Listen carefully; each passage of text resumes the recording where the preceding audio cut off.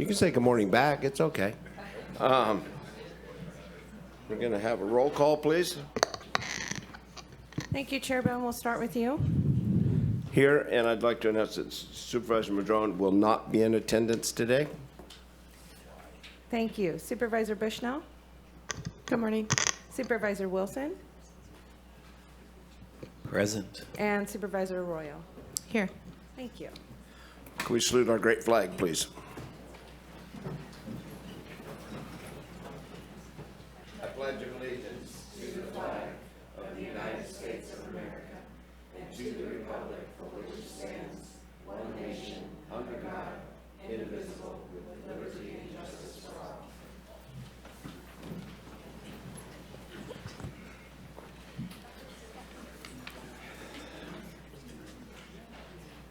Are there any modifications or additions to the agenda? Good morning, Chair Bohn. There is one modification. Item J3 is being pulled from the calendar and will return next week on the 20th. Thank you very much.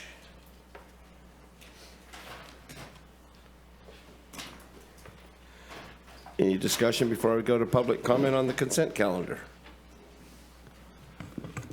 With that, I'll go to public comment on the consent calendar.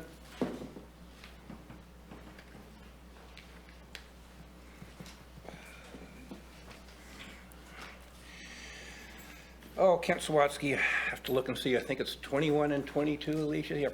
I did have some questions on what's going on with the library account there on 21 and 22. I thought we were on a budget crunch.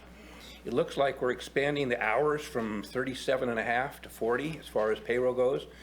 That's a little less than a 10% increase on that as far as working hours. We're also having major changes in the designations, and I don't know how much all this is adding up to, but if we're watching nickels and dimes, it'd be nice to know over the next 10 years what that's going to cost you. We are on a budget crunch here.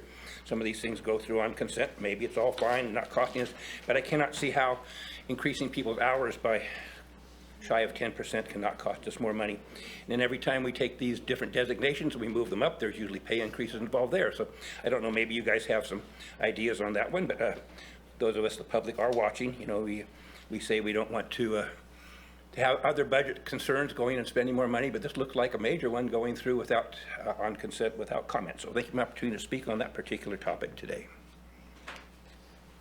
Thank you. Is there anybody else on the consent agenda? With that, I'll bring it back to the board. Yes. Yes, please. Would you like me to proceed with the Coast Guard Month I proclamation? would love to, and I'd love to invite the men and women, if they're here, for the agenda, but recognizing Supervisor Arroyo's position in the Coast Guard also. Thank you, Chair Bohn. All right, well, welcome. I'd like to welcome Commander McAndrew and Chief Perez. Is that correct? Okay. Great. So we have a proclamation in honor of United States Coast Guard Month, whereas the United States Coast Guard is one of America's 6 armed forces and traces its founding to August 4th, 1790, when the first Congress authorized construction of 10 vessels to enforce trade and tariff laws, prevent smuggling, and protect federal revenue. And whereas today's Coast Guard is the nation's oldest continuous maritime service, which over its 234-year history has been known as the U.S. Lighthouse Service, the Revenue Cutter Service, the Steamboat Inspection Service, the Lighthouse Board, the U.S. Life Saving Service, the Bureau of Navigation, and the Bureau of Marine Inspection and Navigation. And whereas the Coast Guard is a maritime military multi-mission service that is unique among the U.S. military branches for having a maritime law enforcement mission with jurisdiction in both domestic and international waters. And whereas 29 cities have worked diligently to acknowledge the contributions and services provided by Coast Guard members who serve in their communities, as well as Coast Guard veterans, and by doing so have been recognized as official Coast Guard cities, including the city of Eureka, which was designated as the 2nd official Coast Guard city in the nation on June 3rd, 2000. And whereas the County of Humboldt heartily commends the service of the members of the Coast Guard and recognizes the role that service members and their families play beyond city limits throughout our county and the entire North Coast. And whereas Coast Guard family housing in the greater Eureka area lies within the unincorporated portion of the County of Humboldt, Coast Guard members live and work countywide, Coast Guard families support and strengthen our entire community, and our public agencies all benefit from the collaborative and positive relationship we enjoy with Coast Guard Sector Humboldt Bay, Coast Guard Sector San Francisco, Coast Guard Base Alameda, and leaders at the district area and federal level. And whereas Coast Guard Sector Humboldt Bay has a complement of 210 personnel who serve the safety and well-being of our community every day, and together, Sector Humboldt Bay's team has, within the past year, conducted 163 search and rescue missions, protected $6.8 million of property, assisted 209 people in distress, and saved 21 lives. Now, therefore, be it proclaimed that the Humboldt County Board of Supervisors recognizes August 2024 as U.S. Coast Guard Month in the County of Humboldt.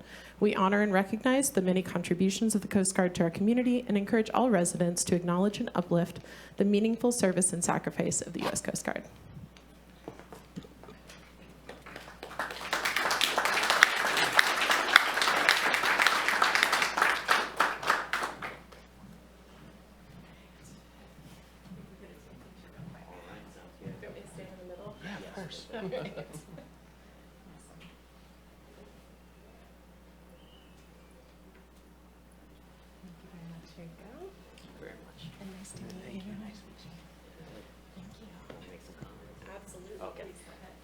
It's all yours.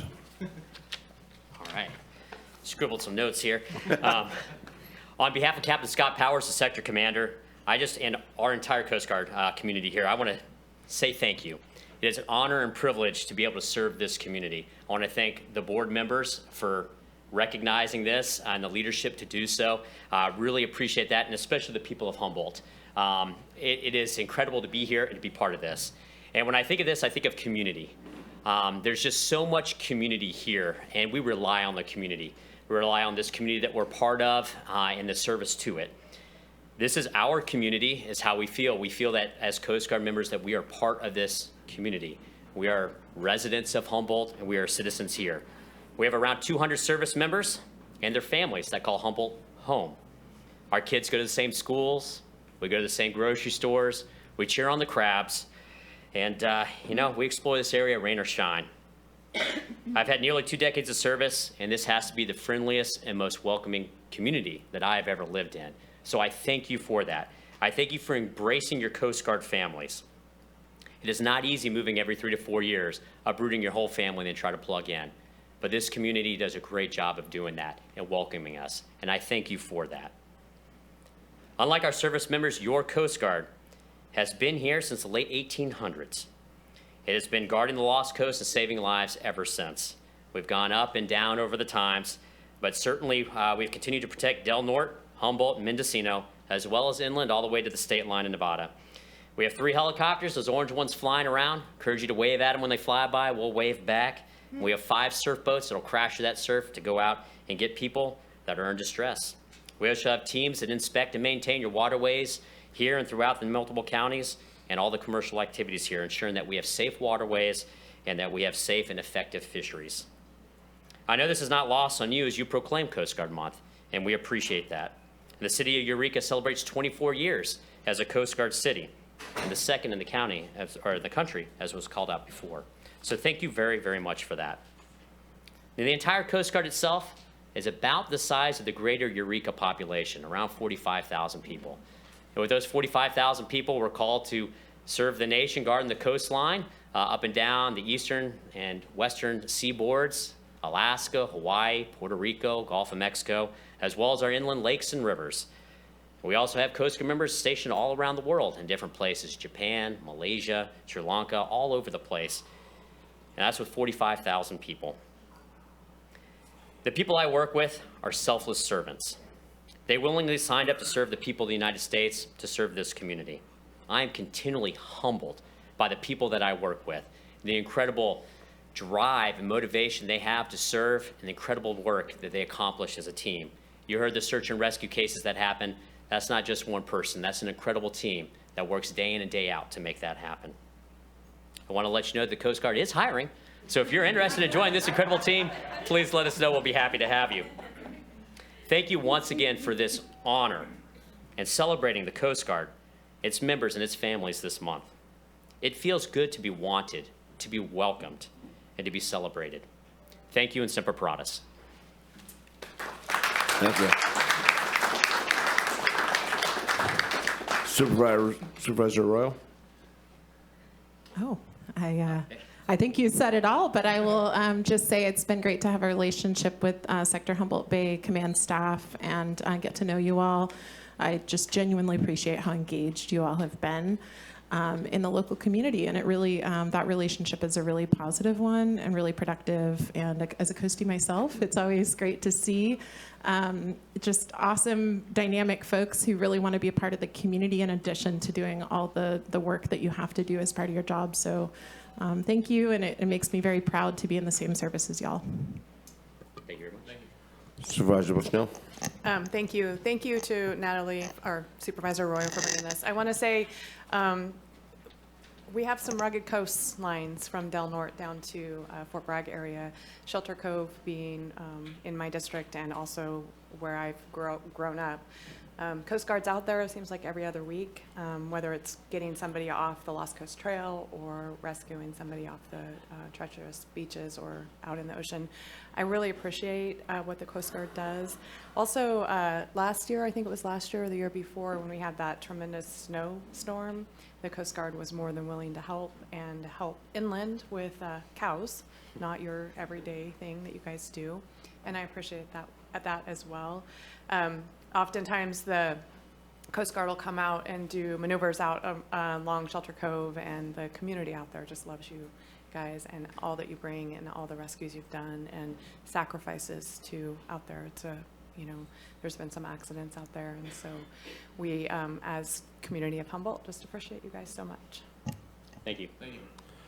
I grew up my whole life sculling on the bay and everything else, and I've seen many of my friends. I've been pretty lucky. I've waited till the tide came back up, be rescued. But the dark days of 30 years ago when your Dolphin crashed in Shelter Cove with 4 of your members, some of the kids played in our Little League. One of the pilot's sons played in our Little League. And what was amazing to me, his next game, which was a day later, there were 40 of your members from the Coast Guard in the stands watching his son play baseball. And that's the unity and the family you bring. And what's amazing to me is just like everything, we hope to get you here and we hope you stay. And I know 10 or 12 that have come here and they have stayed when they've served their time out, come back here or either stayed here. So your commitment to our community, usually when you hear about somebody in the woods being rescued, it's the Coast Guard. So they're not all, they're land-based quite a bit too, like he said, to the state line in Nevada. So thank you for your service, and thank you for all your efforts you do for Humboldt County. All right. Thank you very much. Mind if I give you 4 something? Real Please. quick? I'm not going to tell you no. Thank you. Challenge coins are the greatest. Thank you very much. Yeah. We've always been waiting for you to bring those to us, Natalie, and you haven't done it, so. We're waiting for you to bring them to us, and you never did it. We had to bring in the chief, yeah. I'll bring you all challenge coins from the Pacific Strike Team. There you go. Where I'm stationed. There you go. Okay. Looking for a motion?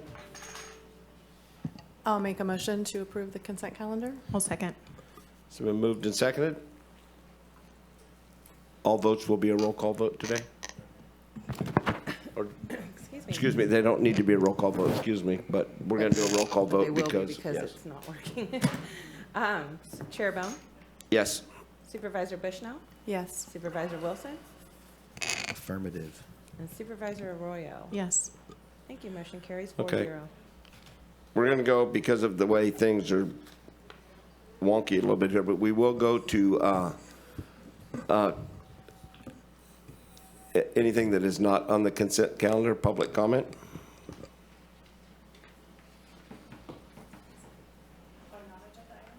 Non-agenda items. Anything that's not on the agenda. Kent, or? I don't know what he's doing. Yeah, I just got here. I'm not sure if this is on the agenda, consent item, and I'm not starting my speech. The yet. agenda, excuse me, I meant agenda, but anyway, yes. I'm not sure if it is. You can stop me if it is. Get my glasses on.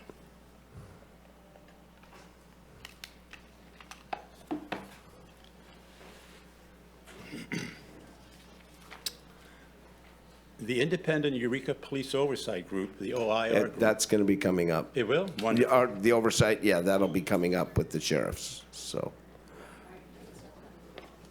Are you leading into our oversight for the sheriffs, or are you just talking about the Eureka oversight? I'm talking about the decision by the DA to drop the charges and the fact that some supervisors took out an ad saying prosecute, prosecute, and I have an opinion about Go ahead, please. Okay.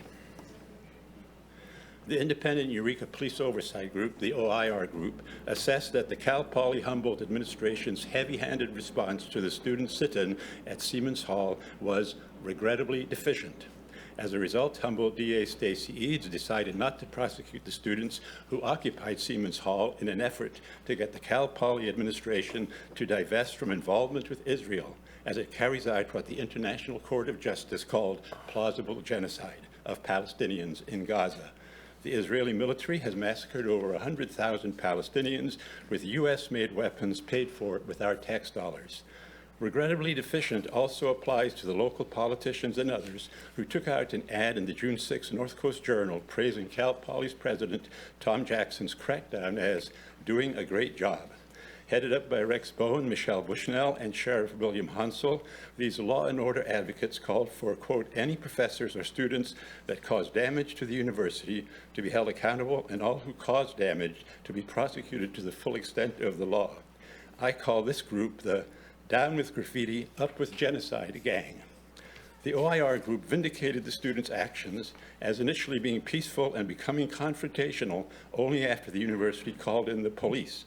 It also vindicated my call for Humboldt DA Stacy Eads not to charge the students in the My Word I wrote in the May 23rd Times Standard, where I said that, quote, I visited the campus during the sit-in and found the protest to be peaceful and contained to the area immediately around Siemens Hall.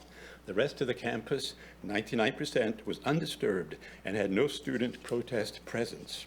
I say this to show why I think President Jackson's decision to not negotiate with the students and instead to call in the police and shut down the campus was unnecessary and inflammatory, end quote. In the wake of President Jackson's anti-democratic action, he is no longer at the helm of Cal Poly Humboldt. Perhaps the same fate should be visited upon those in the Down with Graffiti, Up with Genocide gang who we unfortunately have in the political leadership of Humboldt County. How much time do I have left? 45 Well, seconds. that's what I wrote, and I know in the discussion to pass a resolution that Supervisor Bushnell said she really didn't know what was going on and didn't have enough information. There's plenty of information, and not having information is a choice. Thank you. I'm going to comment. No applause, please. Supervisor Bushnell. I just want to comment that the information was not about Cal Poly Humboldt, and you can't respond back, but I took my stance, and I'm okay with what I said, and you are taking one thing. You know nothing about me. You didn't call me. You haven't interacted with me. I appreciate your comment, but there's more too, always. So thank you. Next.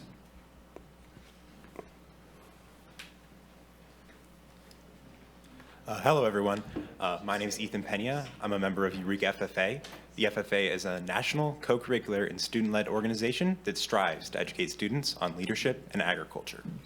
So, as I'm sure many of you are probably aware, the Humboldt County Fair is right around the corner, starting on August 21st. For many of our members, this is an opportunity for us to show off the hard work that we've put into our animals. For me, I spent the last 3 months of my life dedicated to my baby girl, Carnitas, which, if you can't tell by the name, is a pig. She's a 270-pound Yorkshire cross, which means she's one of those pink piggies you might see on TV. She also likes baths and being pet. I encourage the board to come meet me and my pig in person, and I hope our community feels inspired to do the same. Thank you. And that is on the 25th, barbecue at 11, auction at 1 at the Humboldt County Fair. And I'll be showing my pig on the 22nd. On the 22nd. Good. Well, thank you. Thank you.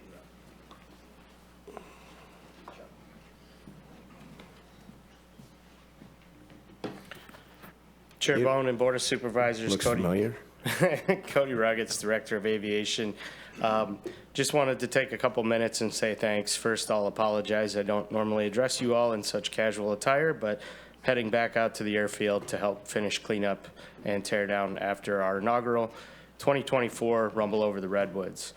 I owe a lot of thanks to a lot of organizations and a lot of departments within the county, but really first wanted to say thanks to the community. Humboldt came together in an amazing way to make Rumble a success.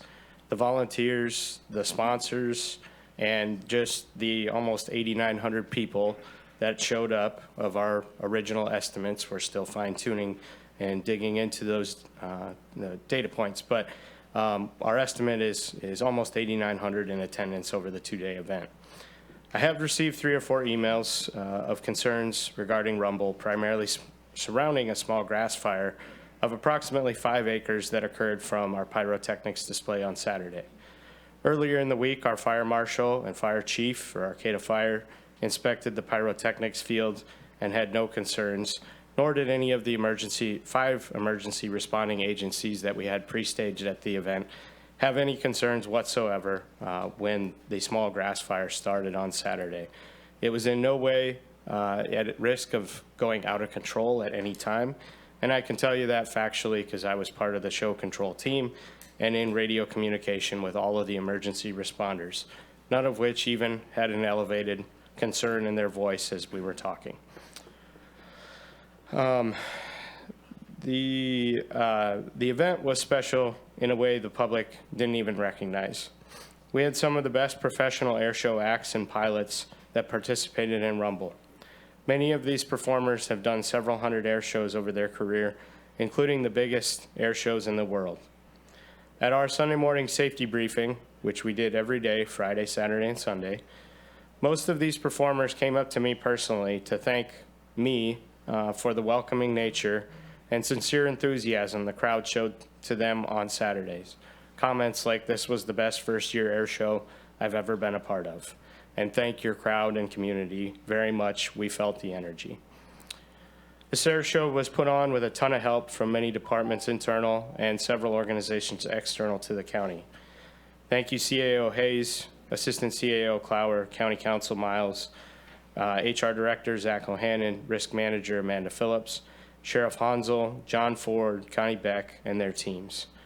I'd also like to thank Chief Emmons, Fire Marshal Ed Laidlaw, the entire Arcata Fire Department, the Blue Lake Fire Department, Calor Life Flight and City Ambulance, and the Frost Team, which is a specialized air show firefighting department. And lastly, thanks to all of you. Thank you. Ken Sawatsky, a rough weekend for IT department. Suggested in the future you get a little timer that goes beside that one in case Gracias goes away again, so people can actually see where they're at as far as their time goes. Today, this is what we do in small little city councils so people can actually see their time. Today, a good friend of mine is not here. Her name is Erin Beth McClure. I think some of you know Erin. Highly recommend you reach out to Erin. She has a name which we've given her. She who fights with 2 fists. Erin McClure will relate to you a story, not a story, but a factual thing, where she had a horse stolen. And so this is an unfortunate thing. She got the horse back. She got the sheriff to go there. I think the guy was named Fulton or somebody who did the enforcement. You might want to talk to that. So the person who stole her horse was Connie Beck. And so we've named Connie Beck She Who Steals Horses. That's what she will be referred to from now on. I have every there's right been no charges. To name out people by name, I would appreciate. Will you please, I have my right to my comments, First Amendment rights, and I would appreciate. Unless they're derogatory, and that's a derogatory statement. No, it's not. I have every right to make derogatory statements. I wish my time to be started over, or else this last conversation to be, anyway, it's my right to make these comments. The horse was returned, Rex. So obviously it was not possessed legally by the person, Connie Beck, who took it. It was returned within 4 hours. Time frame was given 1 hour to bring it back or she would be arrested. She wasn't arrested. She brought the horse back. Talk to Erin McClure if you wish to. The county has some really negative karma here. And the negative karma, in my opinion, is unbelievable with what's happening to these children that I know in the thing that are being molested. Rex, if you're going to talk back and forth while I'm talking, that's very I'm not disrespectful. talking to you. Okay, just go. You direct traffic out there. Just come on. So, the county, bring it on, right, Rex? Okay, it be brought. These children are still being molested. The county has full knowledge of what's happening to these children. The children are very, very important children. They're autistic children. They're tribal children. They're not getting any of the attention they need to. So I've got to listen to them clinging to their mother. Don't send me back, Mom. I want to stay with you, crying. And I have to listen to this story every week. Twice a week this happens. And yet your DHHS, CWS department, who's run by Connie Beck, she steals horses, is basically ignoring this. This has been brought to her attention for months now. Nobody's done anything. They've ramped it up even. They've actually gone after me, tried to issue a fraudulent cease and desist order to me. My emails have been rerouted through this, and they've also done a few other things, and that's going through your HR department. There's no policies or procedures or protocol for them to try and silence me. I'm a whistleblower. I have my rights First Amendment, which I'm attempting to exercise right here, which I've been extremely disrespected and interrupted on. I will be back every single meeting. Rex can laugh at me as it is right now, but this is a very serious matter. I take molestation of children very seriously. If you don't, you don't belong sitting in these chairs. Thank you for my opportunity to speak. Thank you. Anybody else? Okay, with that, I will close that, and I will bring it back. We're going to jump to number I-1, recognition of our IT department, and I also want to thank them for all their work this weekend with the Granicus issue, and I want to thank our staff in our office that worked Saturday and Sunday. They got it posted in time. It was just not in the regular way that you were used to, so we appreciate our staff also for putting in the extra time.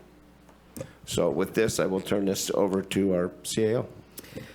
Thank you, Chair Bohn, and I mirror your sentiments that we are very happy today to show appreciation and recognize our IT team across the county and many different departments that came together swiftly to respond to a worldwide challenge with our internet systems to get us back up and running and serving our community very quickly. It was an impressive response with folks working into the night and coming back in early in the morning to make sure that we could all be here doing our jobs first thing in the morning.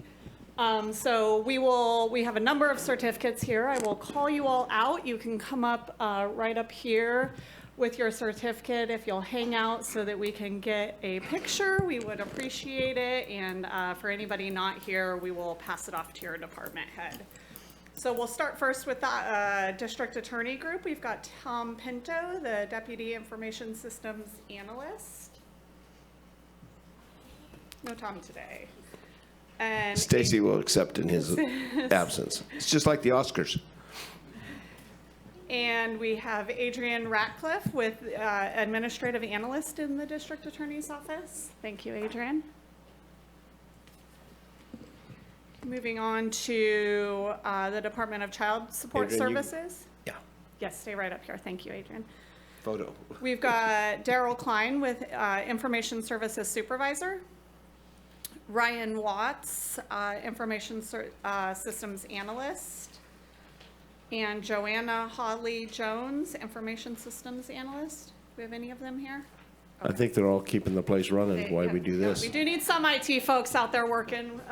So we stay up. Okay, going on to the Department of Health and Human Services Information Systems. We have the Deputy Director, Zach Smith, who I saw in the back. Senior Information Systems, Corey Cook.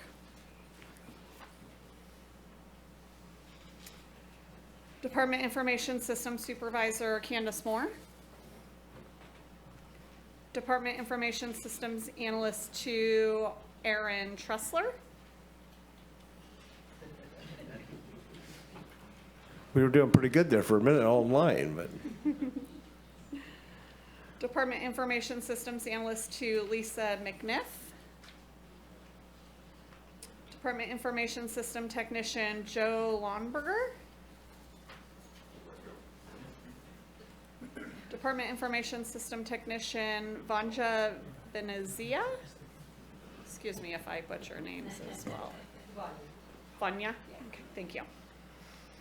Department Information System Technician Ryan Yackley. Go ahead. You can, Yackley. watch it. You can cover me up. Department Information System Technician Arthur Ecker. Good job. Department Information System Supervisor Edgar Diaz.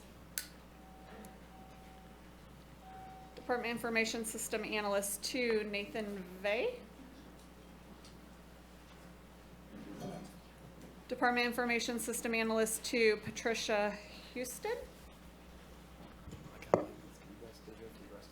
Department Information System Analyst 2 Joshua Burke. Department Information System Analyst 2 Bob Quantz. Department Information System Analyst 2 Cassidy Bailey. Department Information System Supervisor Russ Catalan. Department Programmer Analyst Roger Kreutz. Department Programmer Analyst Samantha Mina. Department Programmer Analyst Scott Josephson. Department Information System Analyst 2 Des Morthis. Department Information System Analyst 2 William Klassen. Department Information System Analyst 2 Robert Baer. Department Information System Analyst 2 Patrick Ori.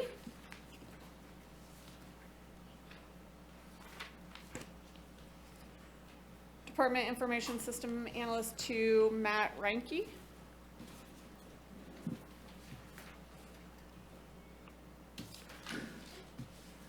Okay, now we'll do the County Information Technology, Project Manager Sandy Alsop. IT System Administrator 1 Gable Amon. IT System Administrator 1 Jonathan Dana. IT Security Analyst 2 Omar Padilla.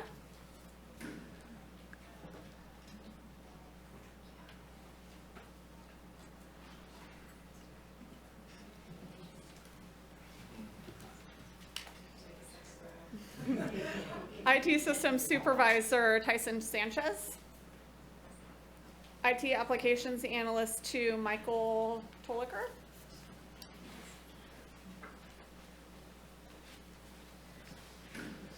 IT Technician 2 Anthony Williams. IT Applications Analyst 1 Husan Yazbek. And we have a couple that we'd like to call out for special recognition for just going above and beyond in the call of duty, so to speak. IT Technician 2 Carson Brown. IT Security Analyst 2 Scott Kimball.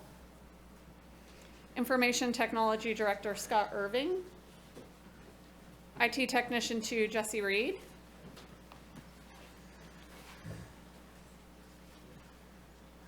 Don't tell CrowdStrike that they're all here right now.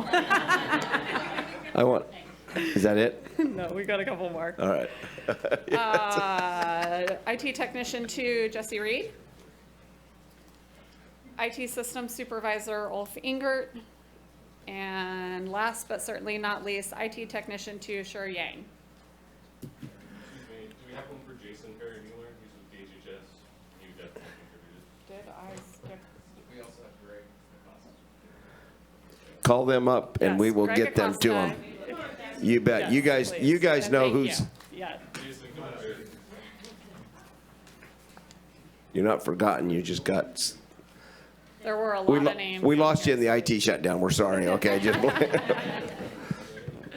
Thank you, CAO Hayes. I think we'd all like to say something. I'd like to say I came in on that morning about, 6:30, 6:45. I'm sitting there going, what the hell's wrong with my computer? And did not even think that we were involved with the worldwide shutdown CrowdStrike. So I want to thank I got lucky. I got my computer up first thing in the morning, and everybody else got up, put on hold because I believe everybody's computer had to be manually reloaded.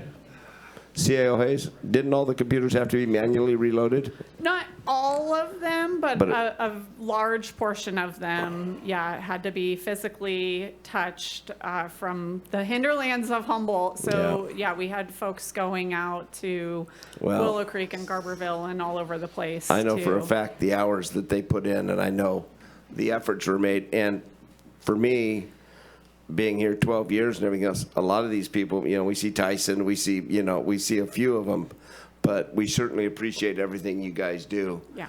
And so, what? If the board could. Yeah, we became aware of the issue at about 9 o'clock at night, and folks were working till 2 or 3 in the morning and then returned at 6 o'clock the next morning to get cracking when all of us normal folks who got a good night's sleep were coming into work. All right, you guys we're going to sit you back down, then we can all talk to your faces, because right now we're talking to your backs of your heads. But I like the view with you guys all standing here. Great.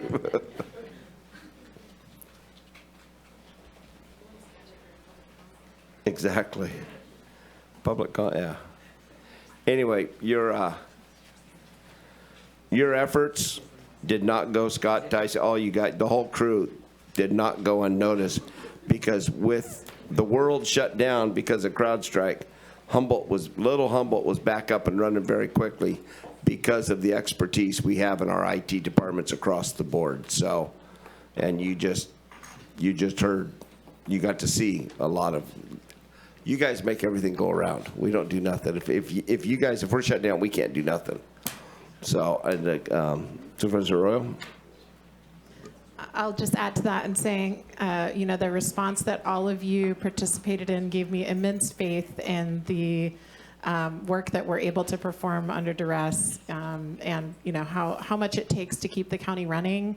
And just seeing all of you here today, not to mention the people who were unable to be here, what a large team of people who need to work collaboratively on this. And, it's incredibly impressive. And I think a lot of the work that y'all do is unseen and unappreciated a lot of the time, but I appreciate it, our board appreciates it, and I know all of your departments do, but we don't often get an opportunity to highlight the work you do, so thank you so much.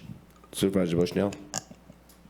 Thank you. I'm not here often. My district is farthest removed, but every time I am here, every single time, I hear IT needs to help us. IT needs to help me. And so while this one incident definitely got a lot of action because the county, all the computers were blue, just every day the work that you all do. When I go to planning and building, I hear it. Well, let's get IT on that. So not only for the CrowdStrike, but just every day what you do behind the scenes and keep the organization running. Thank you so much. Supervisor Wilson? Well, I think it was graphically demonstrated that there is a good-sized team working on what is essentially a small utility that runs an organization of more than 2,400 people in 20 departments, and have to interconnect. That web doesn't exist without the people that support it, mend it, make it run, update it, do the research to bring us the latest and best technology as we can provide it. That web that holds us together, but also gives us the ability to communicate to the citizens of this county and beyond. Just thankful for all the hard work that requires every day and beyond. And yeah, it's just really, really important. And I'm just grateful that that you're all here. We're making a recognition in terms of one emergency that occurred, but it's not the only time that we have an emergency, and I mean real emergencies. We have those that are related, that have connection to earthquakes and fires and other weather events and those sorts of things, and that also requires a team that has to work together to help us all link together, because we're the kind of the fabric of civil society at this moment, and you guys are integral into knitting that together, and just really, really appreciate it. And, yeah, everything that was said, and I know like this last weekend with the agenda, we kind of had to go back old school and try to figure out so we could get the agenda out by Saturday morning so we were legal. And you guys help us, with that situation. So, I will be the first to admit I am probably the most computer illiterate person in this room. And I'm looking for Tyson to go. Because usually I call the clerk or somebody and says, my computer's broke. So Tyson runs over here and pushes one button and it's fixed. So I'm an plug it in, Rex. So, I mean, for somebody that is computer illiterate, you guys are immensely helpful, and for everything you do. And this many years later, I am. Nice job, guys. Look at they control it.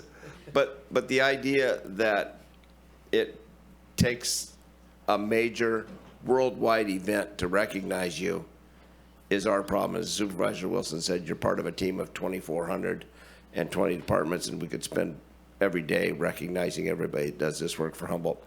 But you guys, are, like he said, are so integral to all 20 departments, and we appreciate it. I don't think that can ever be underestimated how much we appreciate it. Thank you. Public comment. The public appreciates you also. Perception out there amongst people I deal with is CrowdStrike was just the tip of the iceberg. It's the new norm. This will be ongoing. It's called technological warfare, and we're fighting with some very good experts. So thank you for dealing with this locally. My interaction was with Alicia Hayes and Scott Miles. They're the people that I frequently deal with. 4:30, I usually check to see if the agenda's out there and start going through the attachments. It wasn't there. About 7:35, I kind of gave up, and I don't know if I got a hold of Alicia the next morning and said, well, where is it? She got back to me right away on the weekend. Greatly appreciated. They were doing a workaround, so that she mentioned that you guys all had a workaround. She got that to me also. I wasn't able to really do it right, so I asked Alicia to put a special thing on here to get $10,000 bonus for Scott Miles for hazard pay for working me through that and actually making me be able to use that thing over the weekend. And I did notice, I think on Monday, you finally got a workaround and a fix so the public would actually have access to those. And greatly appreciated. As you say, it's the fabric that keeps us all going here. We're the civilization of the moment, but I don't know what we would do without these people. We just could not run the county, and they're all behind the scenes. I've never spoken to one other than this gentleman here who's in the meeting, and I just want to do a shout out. Just let those people are behind the scenes, and they really need to be acknowledged. So thank you very much from the public. Please. Hi there. I'm Bonnie Fierro. I'm the facilities manager for Department of Health and Human Services. During this event, I received a phone call, and it was Zach Smith. And it wasn't, he didn't actually call, he had one of my analysts call and said, we have a thing going on. And my first question was, do the fobs work? Because that's my scope. And thank goodness those computers are so old that they work just fine, similar to but different than Southwest Airlines. So yeah, they didn't have to turn it on or turn it off or turn it on again. But man alive, all of you have said we have absolutely relied. You see laptops on. We all walk around with a computer in our pocket, relying on it heavily for not only communication and information, current information, but also connection to other human beings, whether it's our family, whether it's clients needing services, and how this county pulled together and communicated and called one another and listened to each other's voices and say, please get me a list of all the users that are looking at that damn frowny face again. So it just was an awful event nationwide, and put together where everybody just leaned in Social services, behavioral health, and public health all leaned in as best as they could, continued serving the public. This was probably the first event, with the exception of power outages, what was that, 2019, thousands of years ago, when we actually had to handwrite our offices are closed, or our offices have limited services. And so my facilities team was able to contact the building contacts, and so those systems worked, which was just lovely. But man alive, we just got up and running, and thank goodness for telework and some of the computers not being on network. And I daily, our systems rely so heavily on technology, and continue to shift on over to technology, which is moving into the more efficient realm. So, man alive, DHHS, IT, like all the people behind all of our screens, just as lovely. Yes, thank you. Thank you, Bonnie.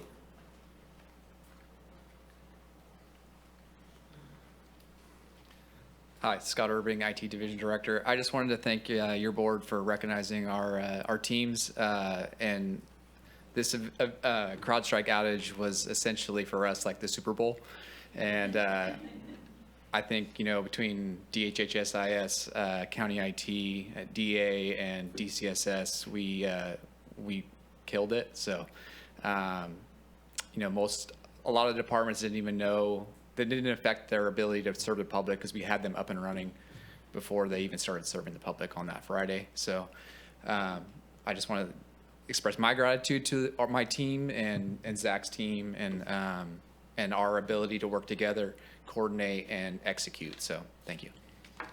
I can personally attest he was here at 6 o'clock in the morning too, or 6:20.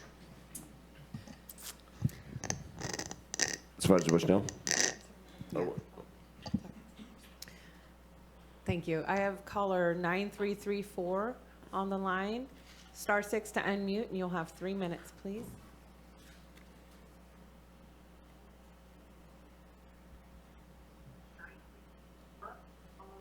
Hello? Hello. So even when computer stuff works right, it doesn't always work right. I apologize, Dennis Mayo. I wanted to speak behind Cody Rhodes, and I've been online until this. Is it appropriate for me to chat now, or should I call back later? Were you trying to speak on non-consent items? Yes, I wanted to talk a little bit about the air show.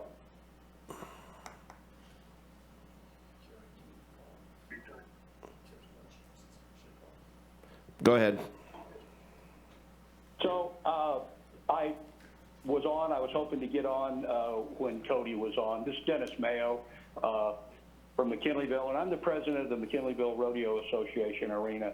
And I just want to give a big shout out to Supervisor Madrone for working together with Supervisors Arroyo, Bushnell, Wilson, and Bohn, for you all working together to bring Justin Zabel's brainchild, the Rumble Over the Redwoods Air Show, to a successfully to our community. Kudos to all of you. As this marvelous event unfolded this weekend, many in the horse community were up at the McKinleyville Rodeo Association Arena for a two-day gymkhana. There was 50 riders and 80 horses, and we all extra enjoyed this air show. We could almost touch the planes flying over us, and we thoroughly loved it. And I just can't tell you how much all of us are looking forward to next year's air show. This is a great example of the success when a community works together. I'd like to thank quickly the sponsors and the volunteers: Humboldt Lodging, Alliance, Danco, George Peterson Insurance, C&K Johnson Industries, Schmidbauer Lumber, Owsley Electric, GR Sunberg, R. Brown Construction, Advanced Security Systems, DK Air, Liberty, Redwood Capital Bank, Coast Central Credit Union, Living Styles, Blocher, Blue Star Gas, SJL Construction, Harper Motors, JLF Construction, Hooven Construction, Cal Or Life Flight, Lost Coast Brewery, Humboldt Fence, and a special shout out to Cody and his crew at ACV. Thank you guys. This was a kick-ass weekend. Lots going on, and love Humboldt, baby. Thanks, Dennis. With that, do I have a motion for the, I'll make a motion that we accept the presentations and the certificates. Second. it's been moved and seconded? Thank you, Chair Bohn. Supervisor Arroyo? Yes, and all my thanks again. Supervisor Wilson? Yes, yes. Supervisor Bushnell? Yes. Supervisor Bohn? Thank you, yes. Thank you. Motion carries 4-0.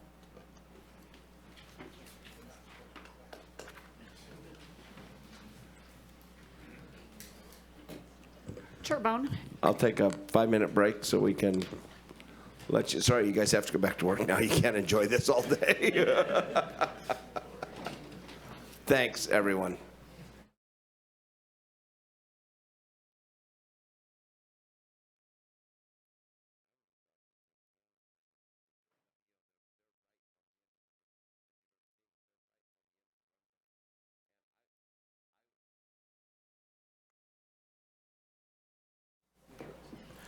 All right, we'll come back forward. We're going to go to H1. It's a zone reclassification, and I think it needs to be read in.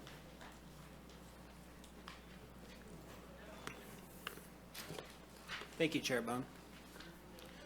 Currently before the board is an ordinance amending section 311-7 of the Humboldt County Code by rezoning property in the Larrabee Valley area, PLN-2023-18253, Cottrell Ranch, LLC.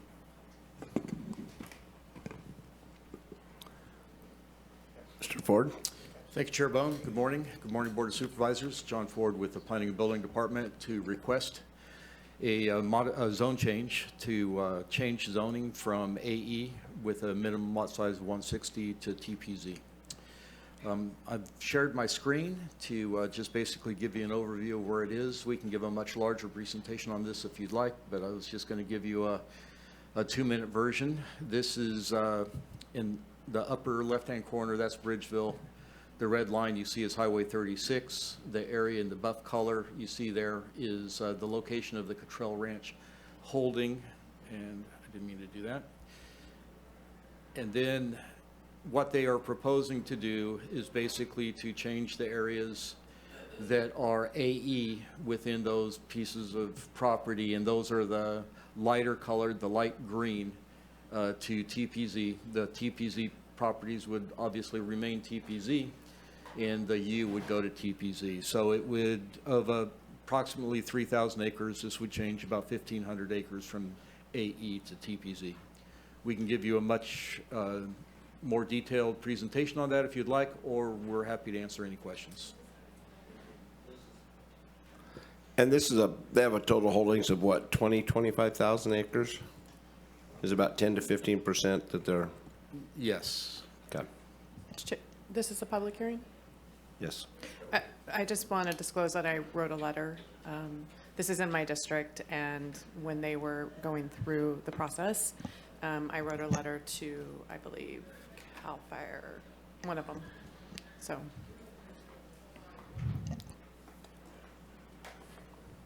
Okay. Any other questions? Okay. Can you just, in terms of the change from AE to TPZ, in the staff report, it talks about the TPZ is more restrictive in terms of development. Can you give us an example of what development entitlements that would be expected to be sort of lost by the applicant?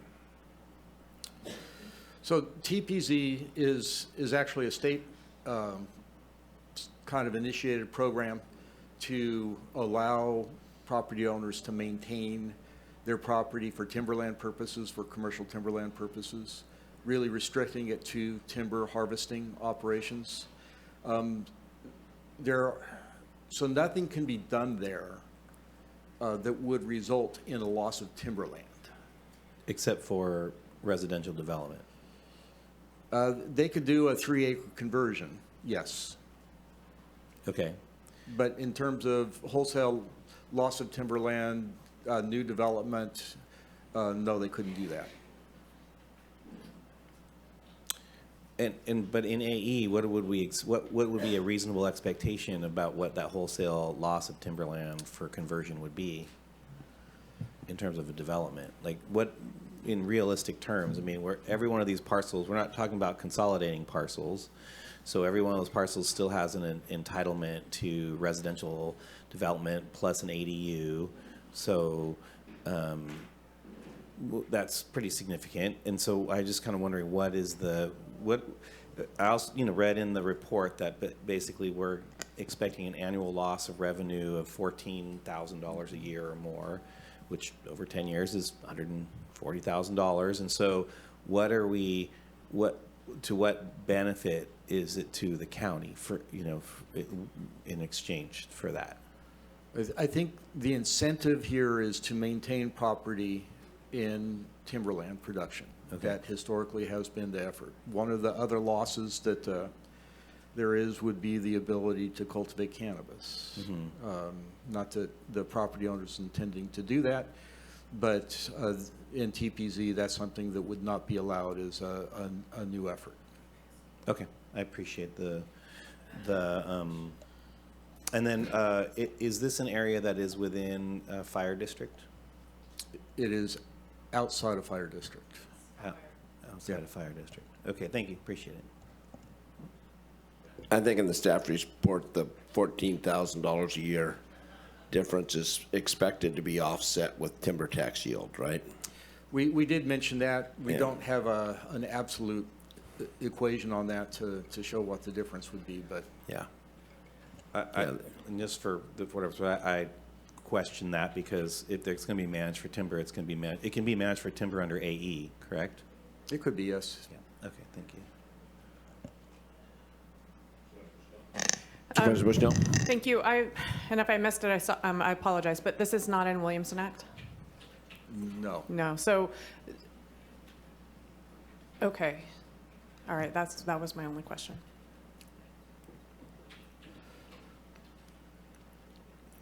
Just going to say, and I don't think that's part of the question, but one of the things you can do is roll out of Williamson directly into TPZ. Right. And without the 10-year rollout. Right. Yeah, which a lot of people have been converting from that. And these are, if I could just say, these are working lands for people, and the taxation, while I know the county is going to be losing some money, they work their lands, and the Cottrells have been there, I don't know, Rex, since 110 years. They utilize their lands for grazing, they multi-use their lands for timber, and it takes that kind of an effort and that kind of a business to be able to maintain their lands. And I applaud them for trying to make it manageable. And they're very good stewards of their land.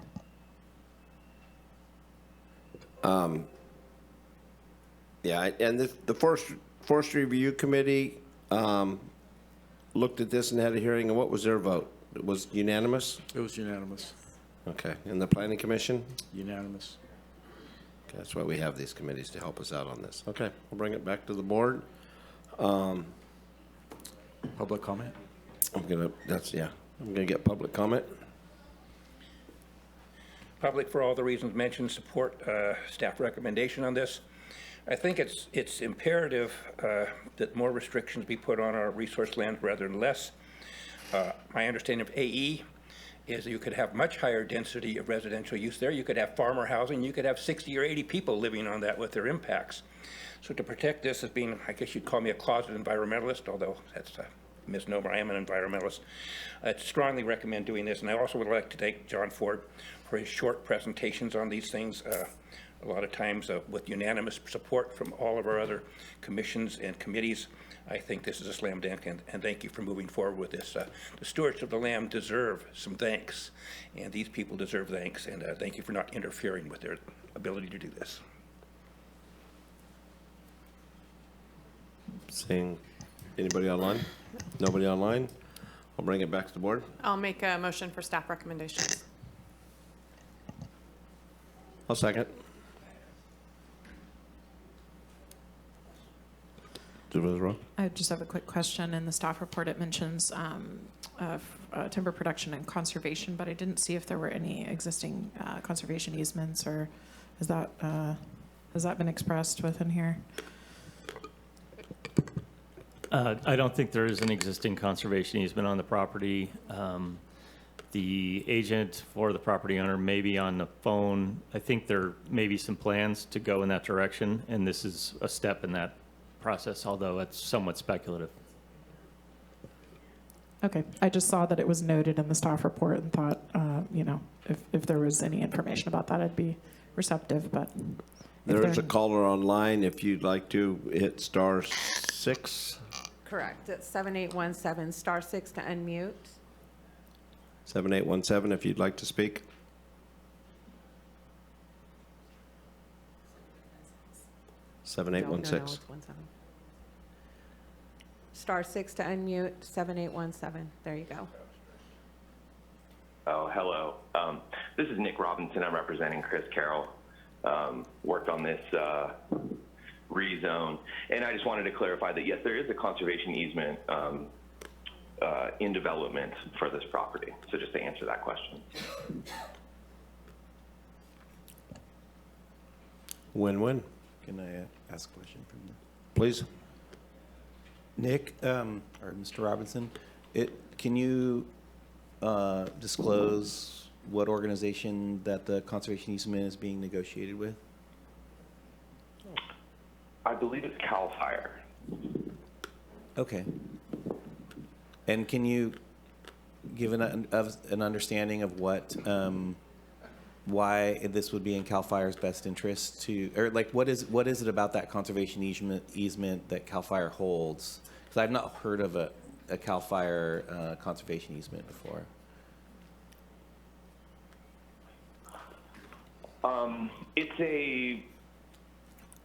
It's an interest in timberland production and preservation and preserving lands from future development. And does it have any restriction around residential development or commercial development or anything like that? Okay. Is it any more restrictive than our county regs around those elements? Yeah. I'm going to admit that I'm not the, I haven't read the entire easement language, but it is my understanding that most development rights are given up when these easements are put together, with the exception of a few development windows, or they call them development envelopes, which are places where they could build a barn or a house or something like that. But I believe it's, like 4 or 5 places on the entire property.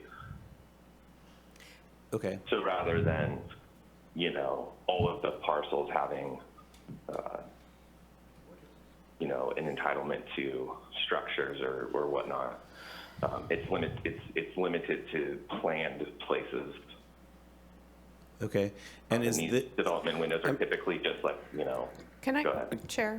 Hold Yes. on, I still. no, I think but we're getting into private negotiations. They're in No. negotiations. That's fine, and I'm asking questions, and if they're willing to discuss them, that is their First Amendment right to discuss. Hey, I don't have to have a conversation with the board on this. I'm just having a conversation with the agent. So I have one last question about this, which is if CAL FIRE, I've lost my train of thought, thanks a lot. CAL FIRE has this easement or with this restriction. I mean, I guess, is this a normal, I just haven't heard of a CAL FIRE easement is this, in your experience, have you done these before? I know that there's, CAL FIRE does conservation easements. Okay. Just like the wildlife conservation boards or, these other various organizations that. Okay.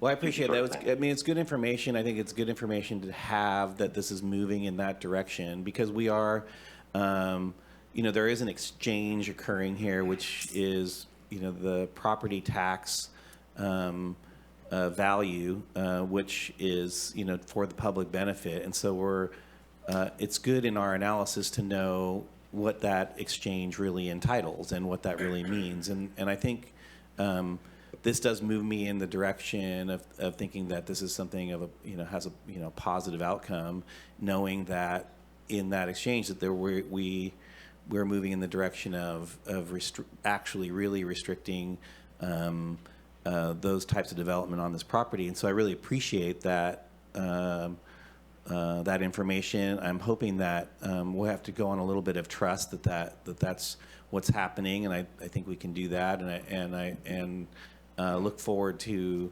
getting more information on that when that happens, because we want to see more of this type of work on our landscapes as we can. So I appreciate that, Mr. Robinson, and I appreciate your openness to discuss those things. No problem. All right, it's been moved and seconded. Thank you, Chair Bohn. Yes. Excuse me. We'll start with you. Yes? Is that what you said? Supervisor Wilson? Yes. Supervisor Bushnell? Yes. And Supervisor Arroyo? Yes. Thank you. Motion carries 4-0.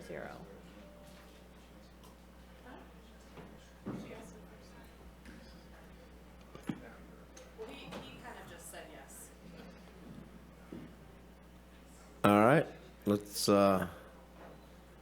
since you're still in the hot seat, we'll go to Twinkle Acres.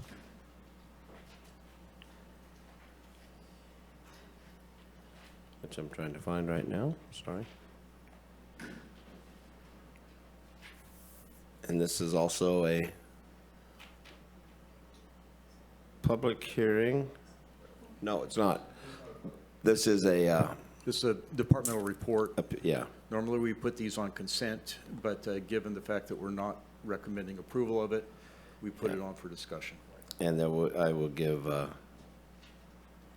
10 minutes to each side.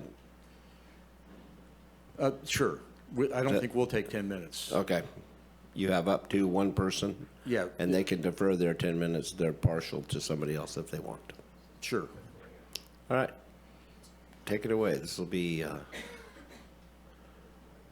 So, John Ford and Steve Lazar with Planning and Building to present the Twinkle Acres LLC petition for a general plan amendment and zoning reclassification. And I don't know what's going on, but that is not what I've got on my screen. No, that's the compensation with Little Lake and...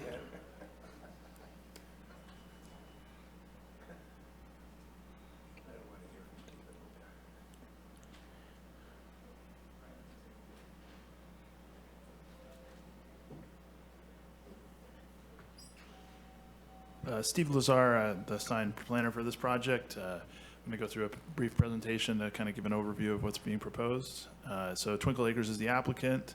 This is a location map showing the project location. So the Eel River in the middle of the slide. You can see Alder Point Road connecting with Fort Seward. This is just a little north of central Blocksburg. Next slide. This is some visualization of the development plans for the project. This is a petition to change both the zoning and the land use for a property that's roughly 40 acres. The applicant is looking to develop the property with a resort type of development, offering both food and lodging and ancillary services like pools and sport courts and things of that nature. Next slide. Additionally, they have a separate application that's been in process for a number of years, and is preparing to move forward to the Planning Commission. This is for proposed cultivation. I'm going to cycle through real quick. So they have an acre of cultivation proposed, on-site retail sale component, commercial nursery, and then a variety of additional uses, including extraction, infusion, and on-site processing, and lastly, employee lodging. So that's roughly on the western portion of the property. That's a proposal at this time.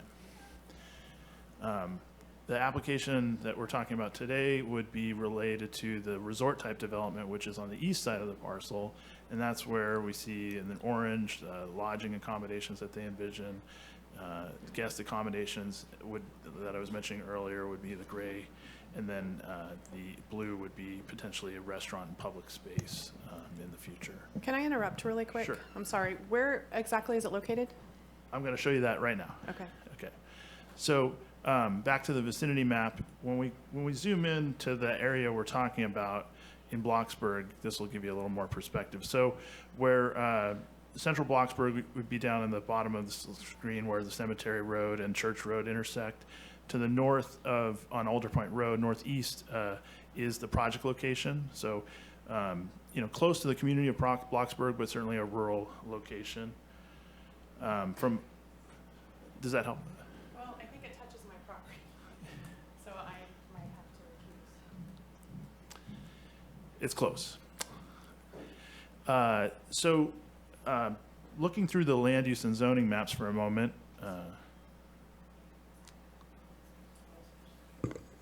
Should we take a We're 5-minute break? We're going to take a 5-minute break to figure this out.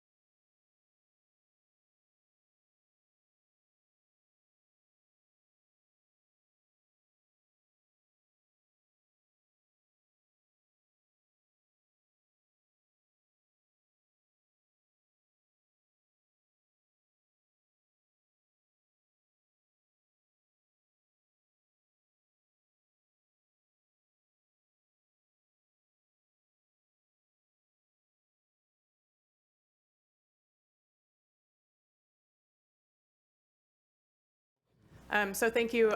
Unfortunately, my property touches your property, this property, and so I'm going to have to recuse. All right, we'll bring it back to the three of us. We're dwindling quick.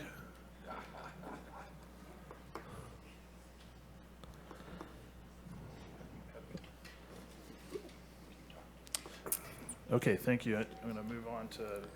Thank you. So, moving into the land use and zoning maps here to take a look at what the proposal involves. So, Here we have the location again. And then here we see what the land use in this area looks like at this time. So on the east side of Alder Point Road, we have an agricultural general land use designation. And it's fairly homogeneous, and this parcel lies consistent with those. To the west is the Larrabee Estates subdivision, where we have a lot of 40-acre parcels that were created during a period where the MAP Act allows that kind of exemption. And as a part of that, we rezoned that property some years ago to FRB5. And that's why you see the RA40 land use designation. We'll see the zoning in a minute. And then you can see the rural community center surrounding what I was describing, the central Blocksburg area where the church and the roads intersect. So this proposal would be looking to change the land use from AG to what you see on the left side of the screen to RA40 to establish a land use designation that would allow the zoning of FR, or forestry recreation. And that would be a difficult to approve because it would be isolating a single parcel in a homogeneous land use situation in a different classification than what its surrounding parcels. And that's generally a problematic thing under zoning. And a question then. So if they went across the road, it would be much easier to do this project than... It'd be easier to make the findings if it was adjacent to the lands on the west side of the road. They were consistent with the lands that were already there. It wouldn't be so isolated and problematic. So here we see the zoning map here, and you can see that it's exclusive. The whole parcel is zoned AEB 5 160, so agricultural exclusive zoning, and that's what also would require a zoner classification because the uses that they're proposing are not uses that are customarily allowed in agricultural zoning districts. So for those reasons, this is just showing land use consistency under the general plan. You can see that the only way to have an FR zoning would be to apply the RA land use designation because those are the two, that's the combination that's consistent under our plan. That's what necessitates the general plan amendment. Currently, it's consistent as its AE and AG combination. And for those reasons, we don't believe that it's appropriate to approve this, to accept this petition for further processing. So we recommend that you deny the petition. However, in concert with that, we recognize that this use is something that isn't well covered under our existing zoning regulations and is something there's a lot of interest in and requires address. And so through a separate effort, we're asking you to both deny this petition, but also direct our department to begin work on ordinance revisions to the zoning regulations to enable uses of this sort in certain scenarios. And the idea would be both like rural visitor serving uses, like visitor serving uses in the coastal zone, but in rural settings, and also allowing for glamping or more higher profile camping opportunities in rural settings. And we would expect that we could complete that before the end of the next fiscal year, or this fiscal year, sorry. Director Fuller.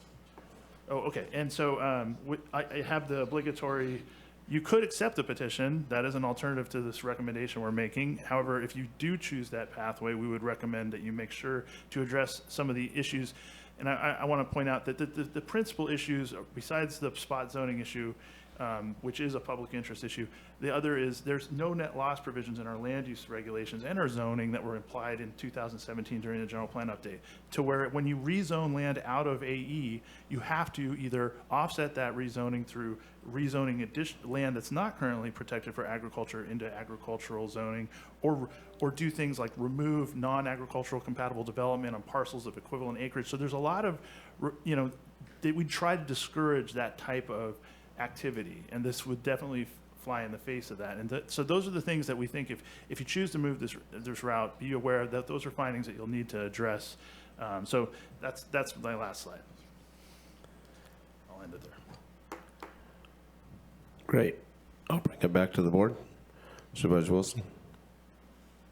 I support the first option for the reasons stated by staff, and also I think it's Senate Bill 620 is now, I think, moved off suspension, which addresses or tries to address this issue around, what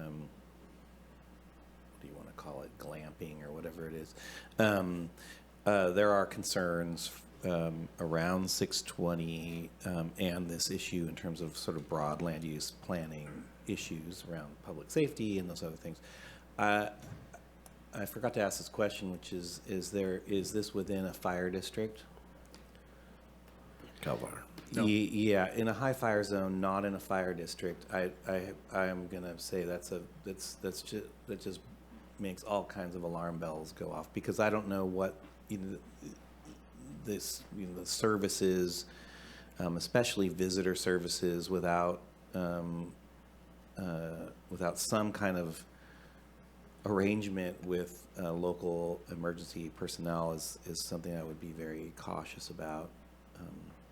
So from a public benefit and public safety perspective, I think this is probably not the most appropriate arrangement, at least until there is guaranteed emergency services through some sort of district. Thanks. Supervisor Rowe? Thank you. And I know we're making a decision on this, as proposed today, but it does beg the question to me, based on staff recommendation and what we're talking about up here, and looking at the staff report, and I see these attachments, and it's a really cool concept. It's just I also understand why we don't why there are some concerns, and it's not consistent with what we have existing right now.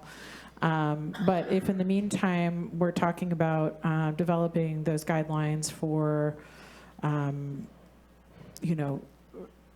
basically tourist serving purposes that aren't vacation rentals but are something else, in the meantime, would the applicant be able to dial back their proposal to something more consistent with the traditional farm stay concept on this property, or is that not feasible here?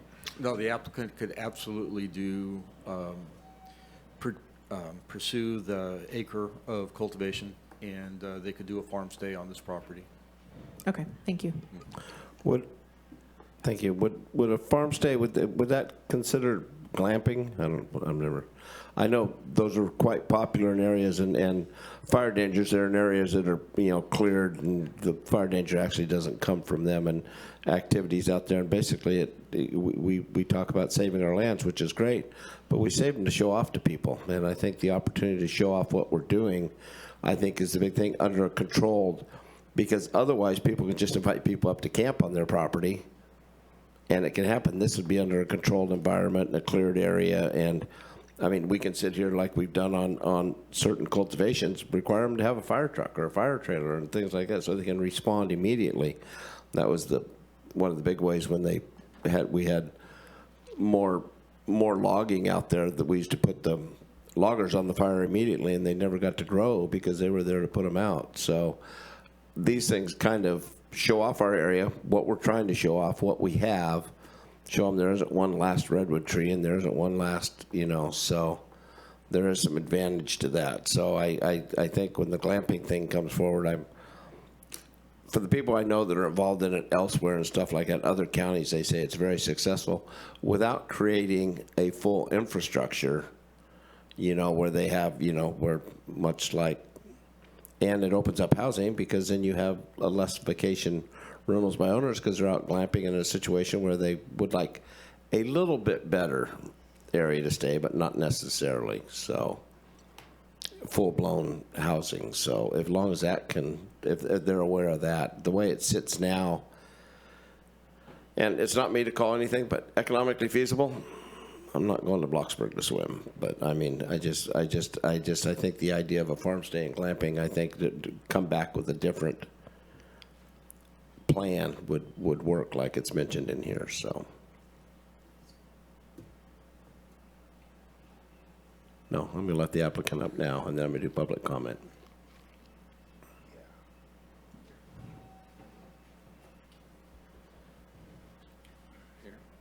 Yep. How's it going? Well, we got room up here too now, but no, go ahead.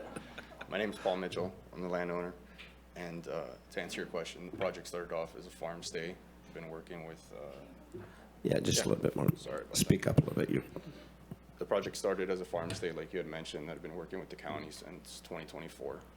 And about a year ago, had a meeting with them, and we spoke about expanding the hospitality component, given the climate of the cannabis industry right now, and looking south to counties like Sonoma, where their wine industry thrives because of the tourism. And I thought, like you said, properties are gorgeous. I think it gives us something to show off.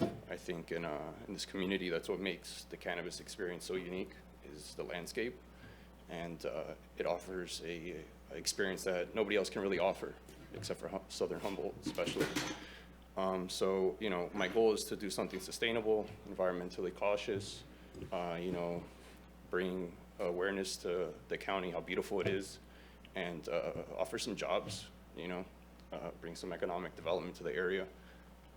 I know maybe you don't want to go to Bloxburg and go swimming, but if you look around the country and around the world, these unique destinations that are hard to get to, you can see some very high-end resorts that are thriving.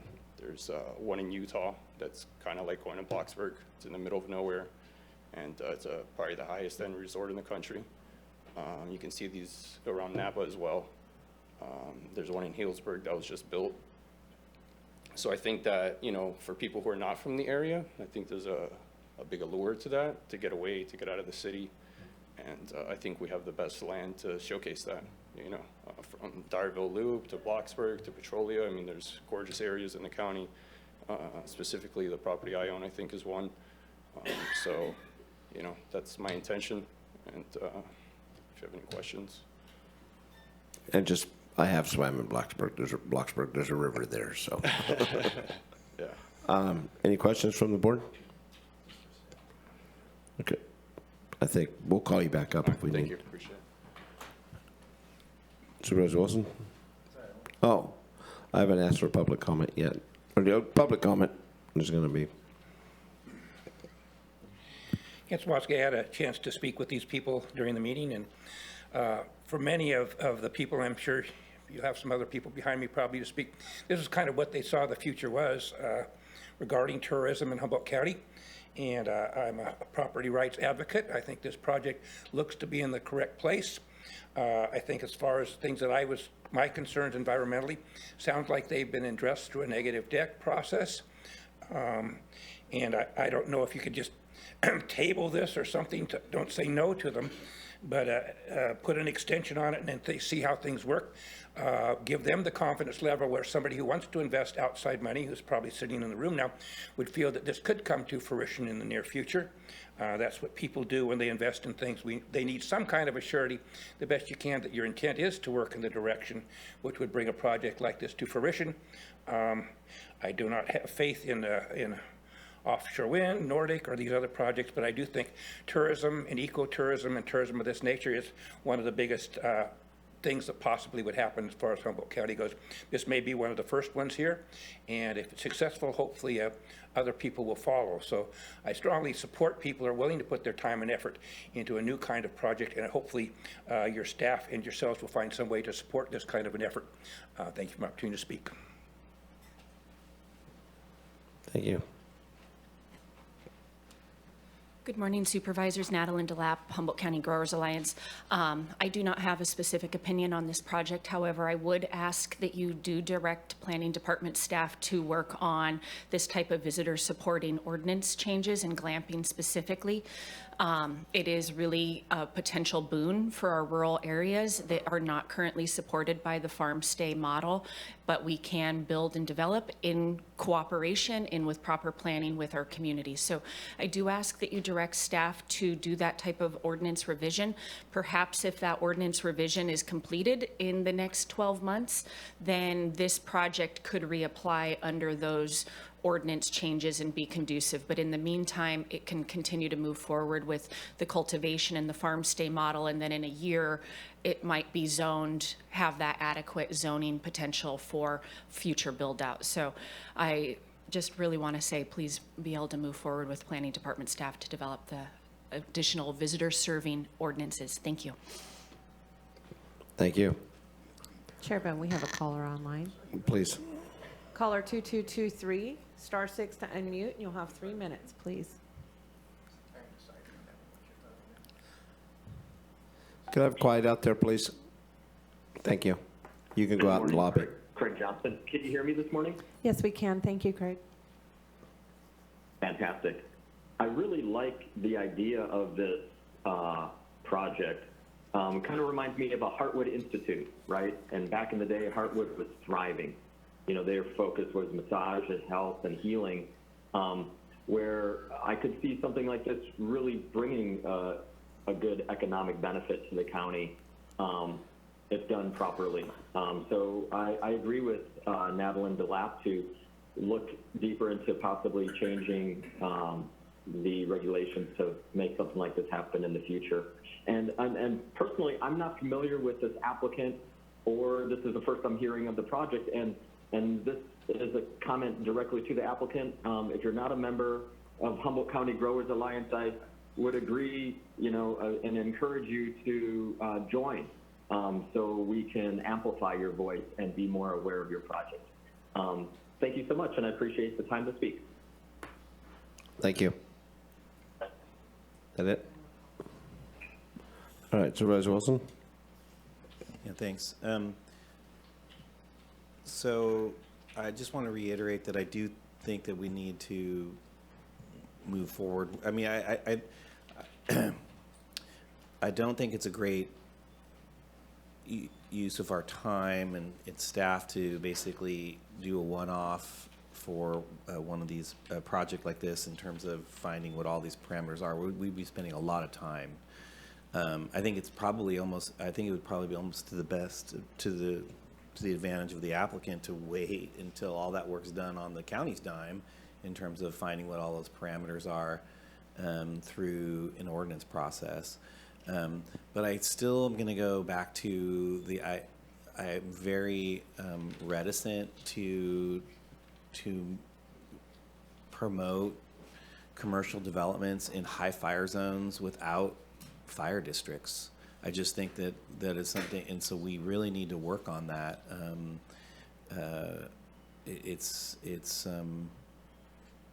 I think we'd be moving in a direction that would endanger property and lives if we're not expanding the capacity of our fire districts in those spaces. And we over and over see that our small fire districts serving areas outside their districts without compensation, and they are reticent to seek that compensation either through the property owners or their insurance companies, and so it's a stress on them, and then the rest of the county has to pay or has to help subsidize those fire districts. And so I think that's something we have to be very cautious about. I also think that we put a lot of restrictions and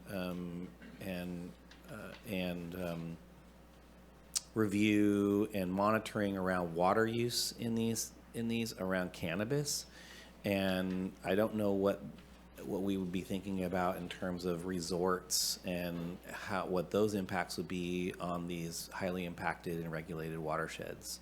So I think we should be cautious about that as well.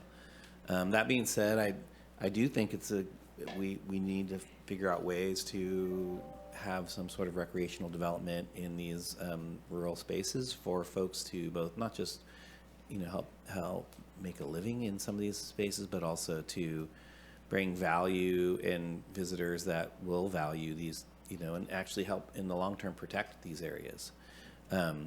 So I think that those are things we have to be thinking about, and so I think this is a good jumping off point to get us started on that. Add it to your list of long range planning things that are supposed to be coming to our board, because I don't know if this is even on the list for the general plan list.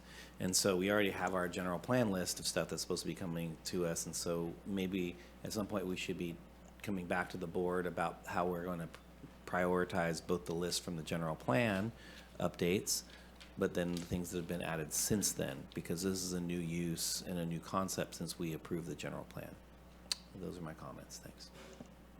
And I'm willing to make a motion when that time comes. Supervisor Rowe. Thank you. I'm in support of staff recommendation, and I also echo a lot of those same concerns and the optimism around, there being more clarity about rural visitor serving opportunities, and finding a way to have that in a safe and responsible manner. I think this is exactly the type of rural paradise resort that I like to go to. So when I hear you describe it, the applicant, and see these renderings, I mean, this is a beautiful concept, and I imagine it's pretty hard to be at the tip of the spear on this one, where you've put a lot of effort in, clearly, to developing something really innovative and cool that you think is going to serve an underserved market. And unfortunately, as a county, we're not there yet. So I echo Supervisor Wilson's comments that I think if we direct staff to work on this, that will, be in some ways to the benefit of you as the applicant, as we'll have a lot of that legwork done, but also, more equitable for future applicants who want to do something on their property as well. So I think having staff work on that would be beneficial. It's clearly a use that is there's interest in and could help benefit, rural property owners who are looking to diversify their income. So I think that's great. I do wonder when we start to ruminate on some of the pieces of what that ordinance would consist of, which isn't the purpose of this hearing, I know, but if staff might want to bring back, and this question's really for John Ford, Director Ford, would you recommend, an iterative process where we bring something back that asks some of these overarching questions before you go into full ordinance development about how to address some of these challenges? I just thinking about time, and in the interest of time, what are your thoughts about that? We can certainly do that. And it probably wouldn't be a bad idea to address some of the larger issues that exist with respect to rural development. And so one of the things we can do is bring back to maybe the Planning Commission and the board to at least get the Planning Commission's thought for the board before we do that, but more of an outline of what the issues would be and how they'd be addressed, or how they'd be proposed to be addressed. I think that could be helpful, because I can imagine that this will be a lot of work, and if there's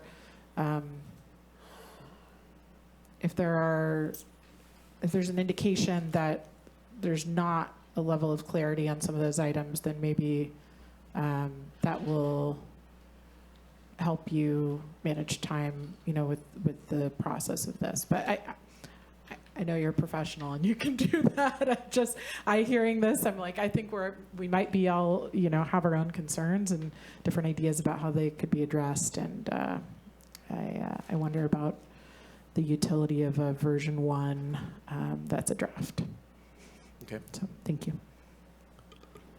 Yeah, and I know the applicant will say, go ahead, go do it, sign it, let's go. The problem is you guys are a little ahead of our time, but it doesn't mean you're not. Much like Supervisor Roy said, we have to find ways to diversify our income. I mean, it was talked earlier about doing a zone change, and where we're going to lose $14,000 a year in property tax. Well, I'm doing the math on what you guys are talking about building. I think we'll more than get that back if we can allow these projects to move forward. Again, you're remote. There's we use fire as we can't have fire. I mean, we all live in a high fire zone, literally, but we're not all in fire districts. We do have CAL FIRE. Everybody can forget that's why we pay CAL FIRE for all that aircraft and everything else. So I see these things as a good use, but it has to be regulated.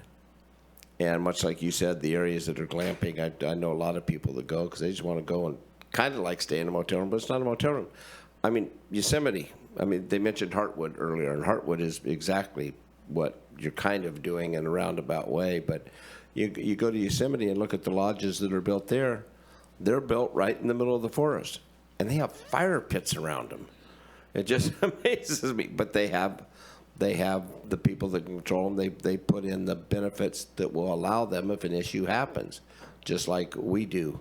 So hopefully we can work that out sooner than later, because farm stays and glamping stays, those are becoming forefront because we're still trying to stimulate our economy basically in any way we can. Where I know we spend a lot of money things that are 5 and 10 years away, but some of this stuff can happen sooner for economic benefit. So hopefully you can get an idea what everybody's asking you up here and move forward with this. And until then, I think we're a little complicated to approve now as it sits now, except for staff's recommendation. I'll move staff recommendation. I'll second.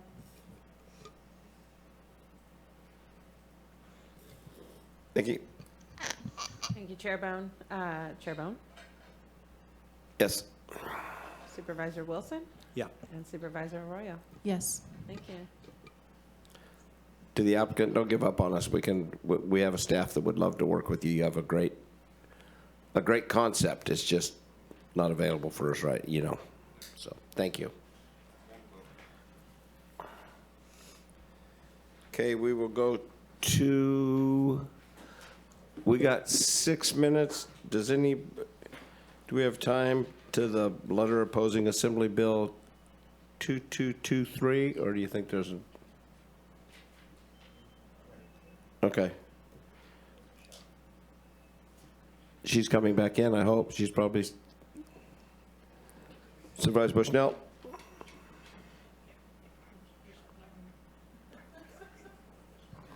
No, I want to make sure. No, I hit the sheriff's button, so I had to call him and tell. Well, I just said hit the button. I said, wait, that's the wrong one. No, that was the sad thing. They didn't.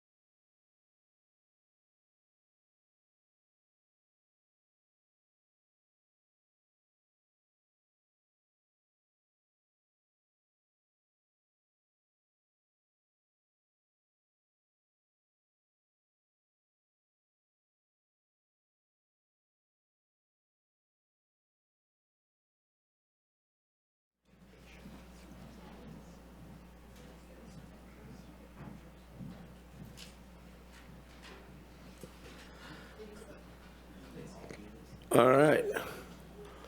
I'll bring it back to the board.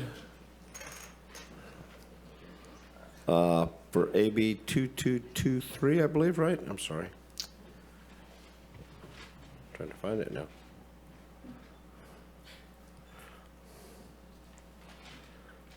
Letter opposing Assembly Bill 2223 by Supervisor Bohn and Bushnell. Supervisor Bushnell? Thank you. I'm going to refer to Director Ford, please.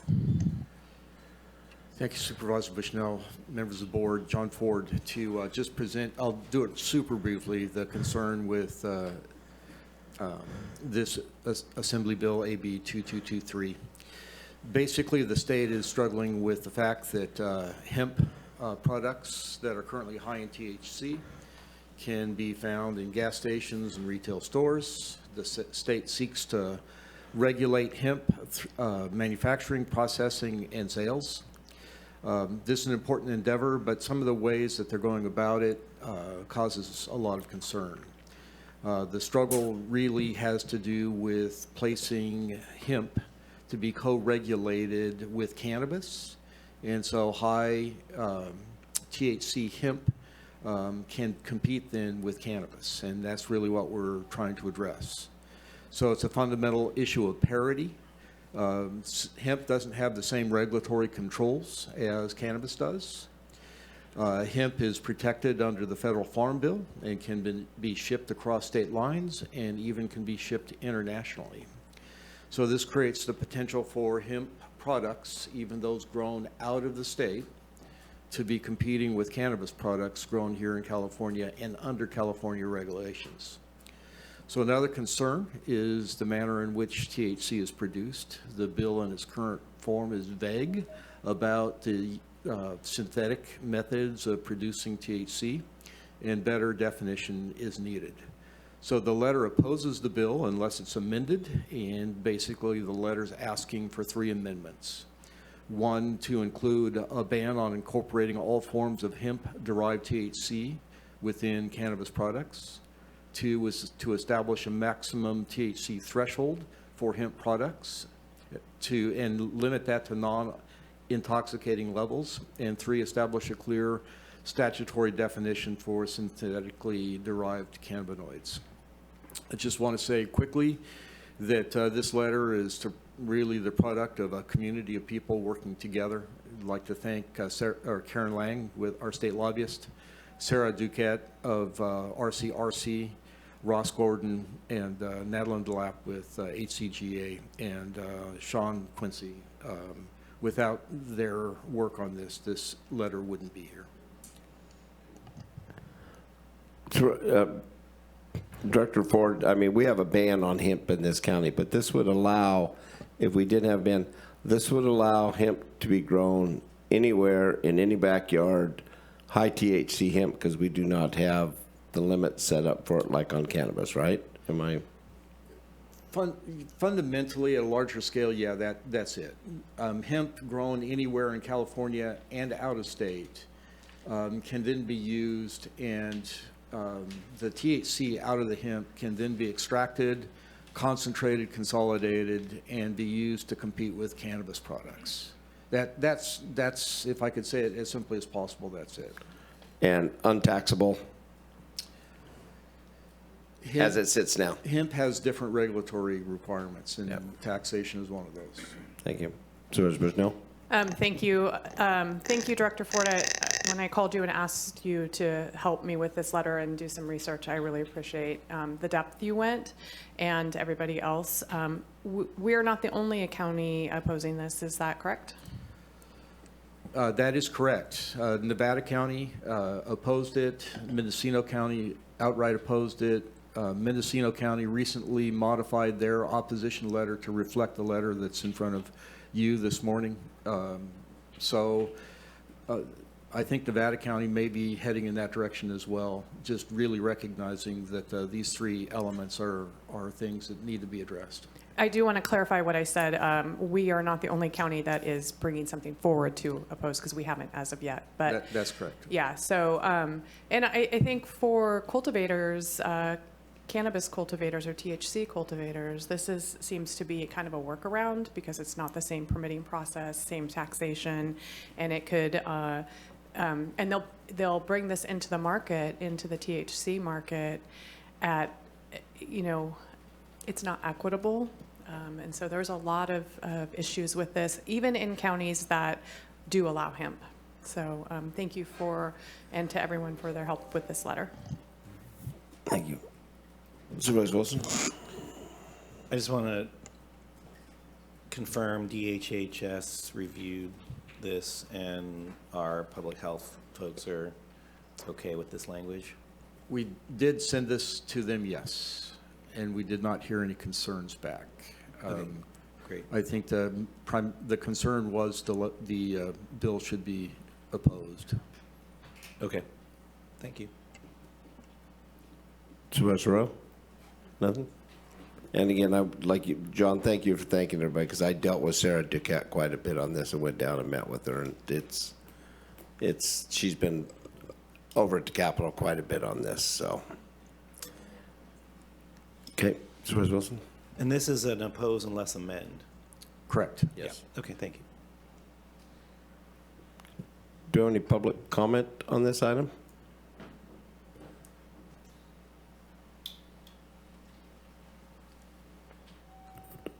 Good morning, Supervisors. Thank you for that presentation from staff. We support the opposed unless amended letter that is being suggested by staff.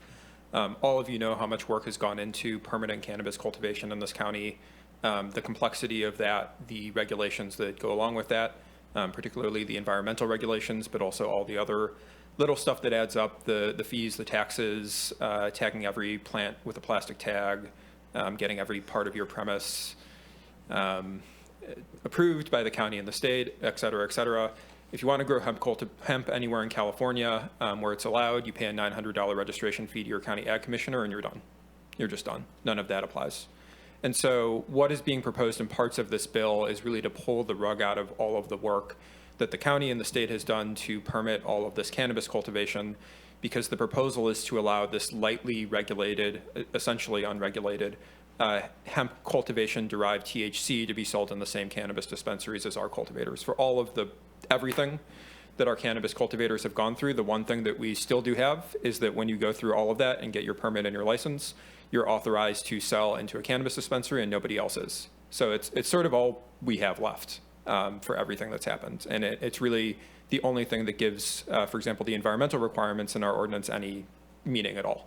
The fact that, they're cannabis requirements. Even worse, this proposal from the governor would open up interstate commerce in these high THC hemp products, but not cannabis products. So no pathway forward for any of our farmers to sell out of state, but would be competing against high THC products produced by very large companies based out of state and importing into California. We appreciate that staff's position is opposed unless amended. There are good parts of this bill. There are restrictions, to your point about public health, Supervisor Wilson, on selling these high THC products at gas stations and liquor stores. That's important, but in our view, it's a completely separate issue. The issue of whether you can sell these products at a gas station has nothing to do with whether or not these products should be allowed to be integrated into cannabis dispensaries. So that's something we've really tried to be clear about, is let's bring these two issues apart. They're two separate issues. We feel like staff's letter is very thoughtful, and just want to add finally, this is very timely. Because there is an attempt to push this through just in the last weeks of session here.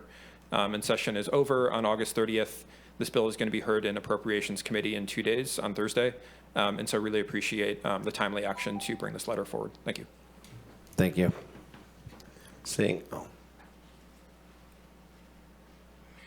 Well, the times are changing out there. How this is being addressed is changing rather rapidly at this time. We'll probably have further legalization by the feds for all, and we will be going across the state borders in a free-flowing economic situation. Unfortunately, I don't think with this change, the need for dispensaries, if they're precluded from having access to certain markets that people wish to have, and those people can get that at a gas station or any CWS or in any of the large distributors, anybody who wants to distribute, they may find that they're at a major disadvantage, and especially when this is coming down from the feds. So I don't have any problem with you sending the letter of objection out to this.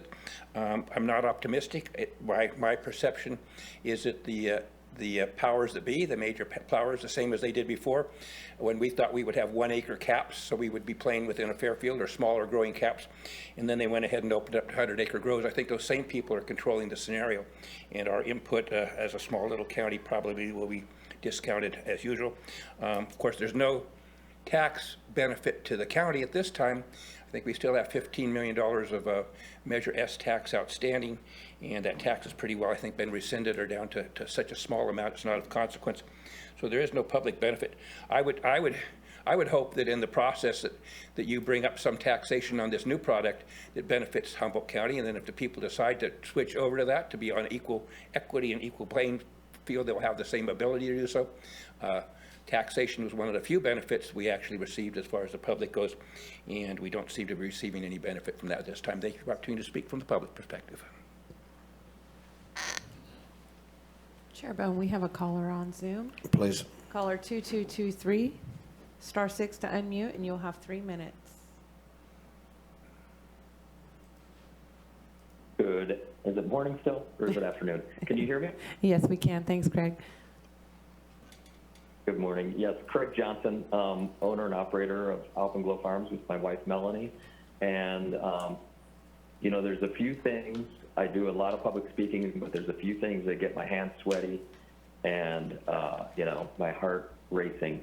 And when the governor can just make one swoop of his pen and literally destroy everything we've built here is really, really concerning. So I'm very happy to know that the county is behind us, and thank you, Director Ford, and everyone involved with putting this together. We are definitely opposed unless amended. But I also want to encourage all the supervisors, please make that extra phone call, take that extra minute. And as Ross Gordon said, this is going to be heard in 2 days. We need to send up the flags and fireworks, everything to get their attention to stop this. One thing that wasn't mentioned is this opens up the floodgates for products to come in from anywhere in the country into our shops. These shops that we have begged, bartered, and developed these relationships with to get our product on the shelf over all these years could be in jeopardy. So please, there's so much work that everyone has done, from the supervisors to the planners to the community, to get to this point in time. Thank you for supporting us, and please make that extra call. Thank you. Thank you. Bring it back to the board. Entertain a motion. I'll make a motion that we send the letter as directed and authorize the chair to sign. I'll second. Been moved and seconded. I'm sorry. Thank you. Supervisor Wilson? Yeah. Supervisor Bushnell? Yes. Chair Bohn?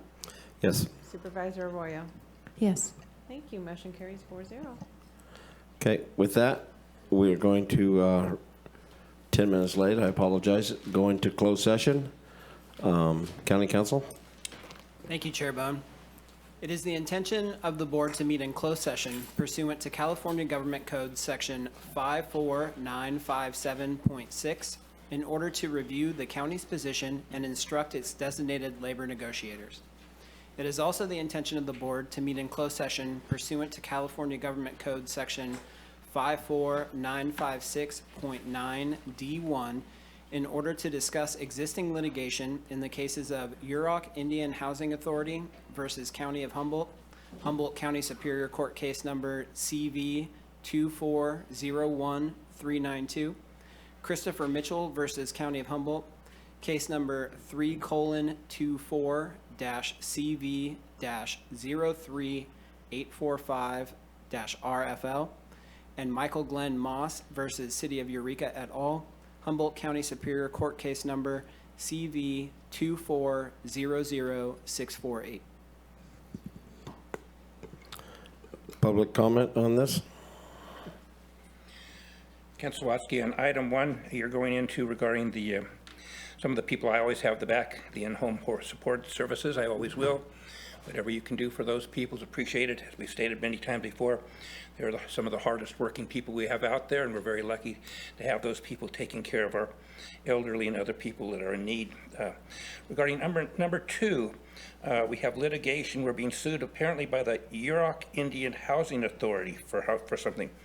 And this is always distressing to me that we can't work with Yurok's one of the more powerful tribes.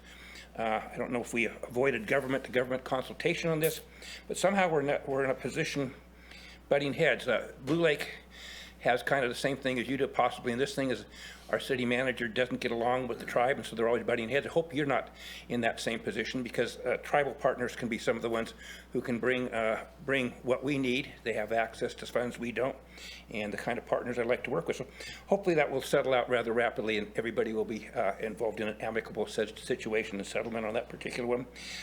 3 and 4, I have no comment on, and I'm just going to make an assumption that we're back here at 1 o'clock. That's the next time set on here, and we won't be back sooner than that, so I'd like confirmation on that. So thank you for the opportunity to speak on your litigation items here. Seeing no other closed session, we will go to closed session and resume at 1 o'clock to allow, hopefully, for some people to get some food.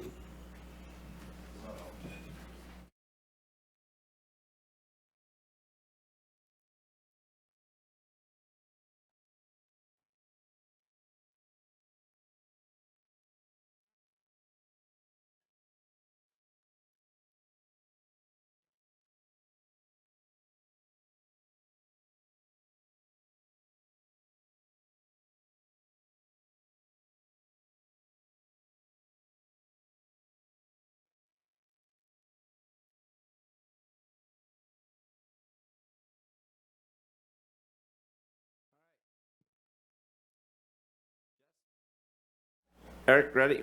Do you need to do? We're back in session. Doors have been open.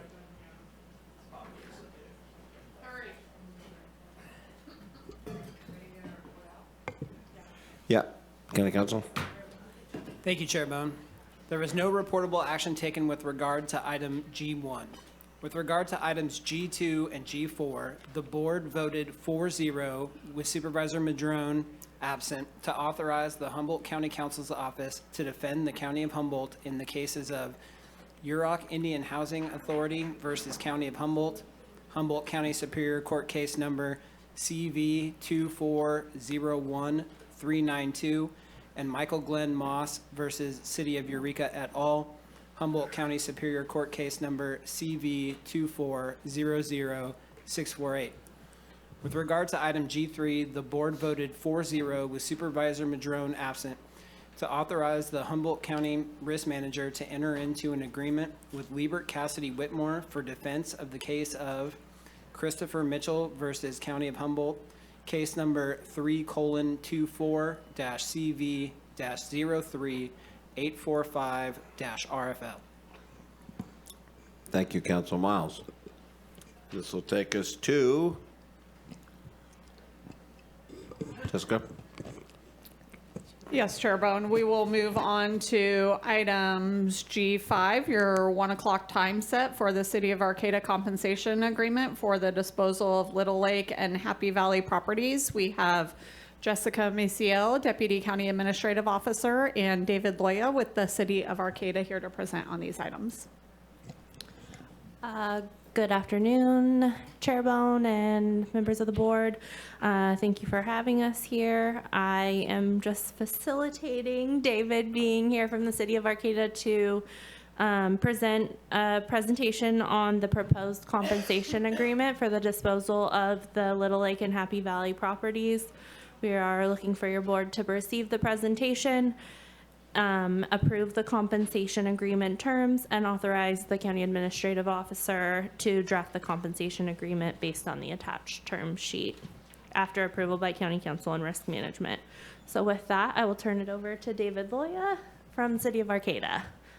Nick, can you bring up his presentation? All right, good afternoon, honorable board supervisors. Thank you for allowing me the opportunity to meet with you today and go over the proposed terms of our compensation agreements.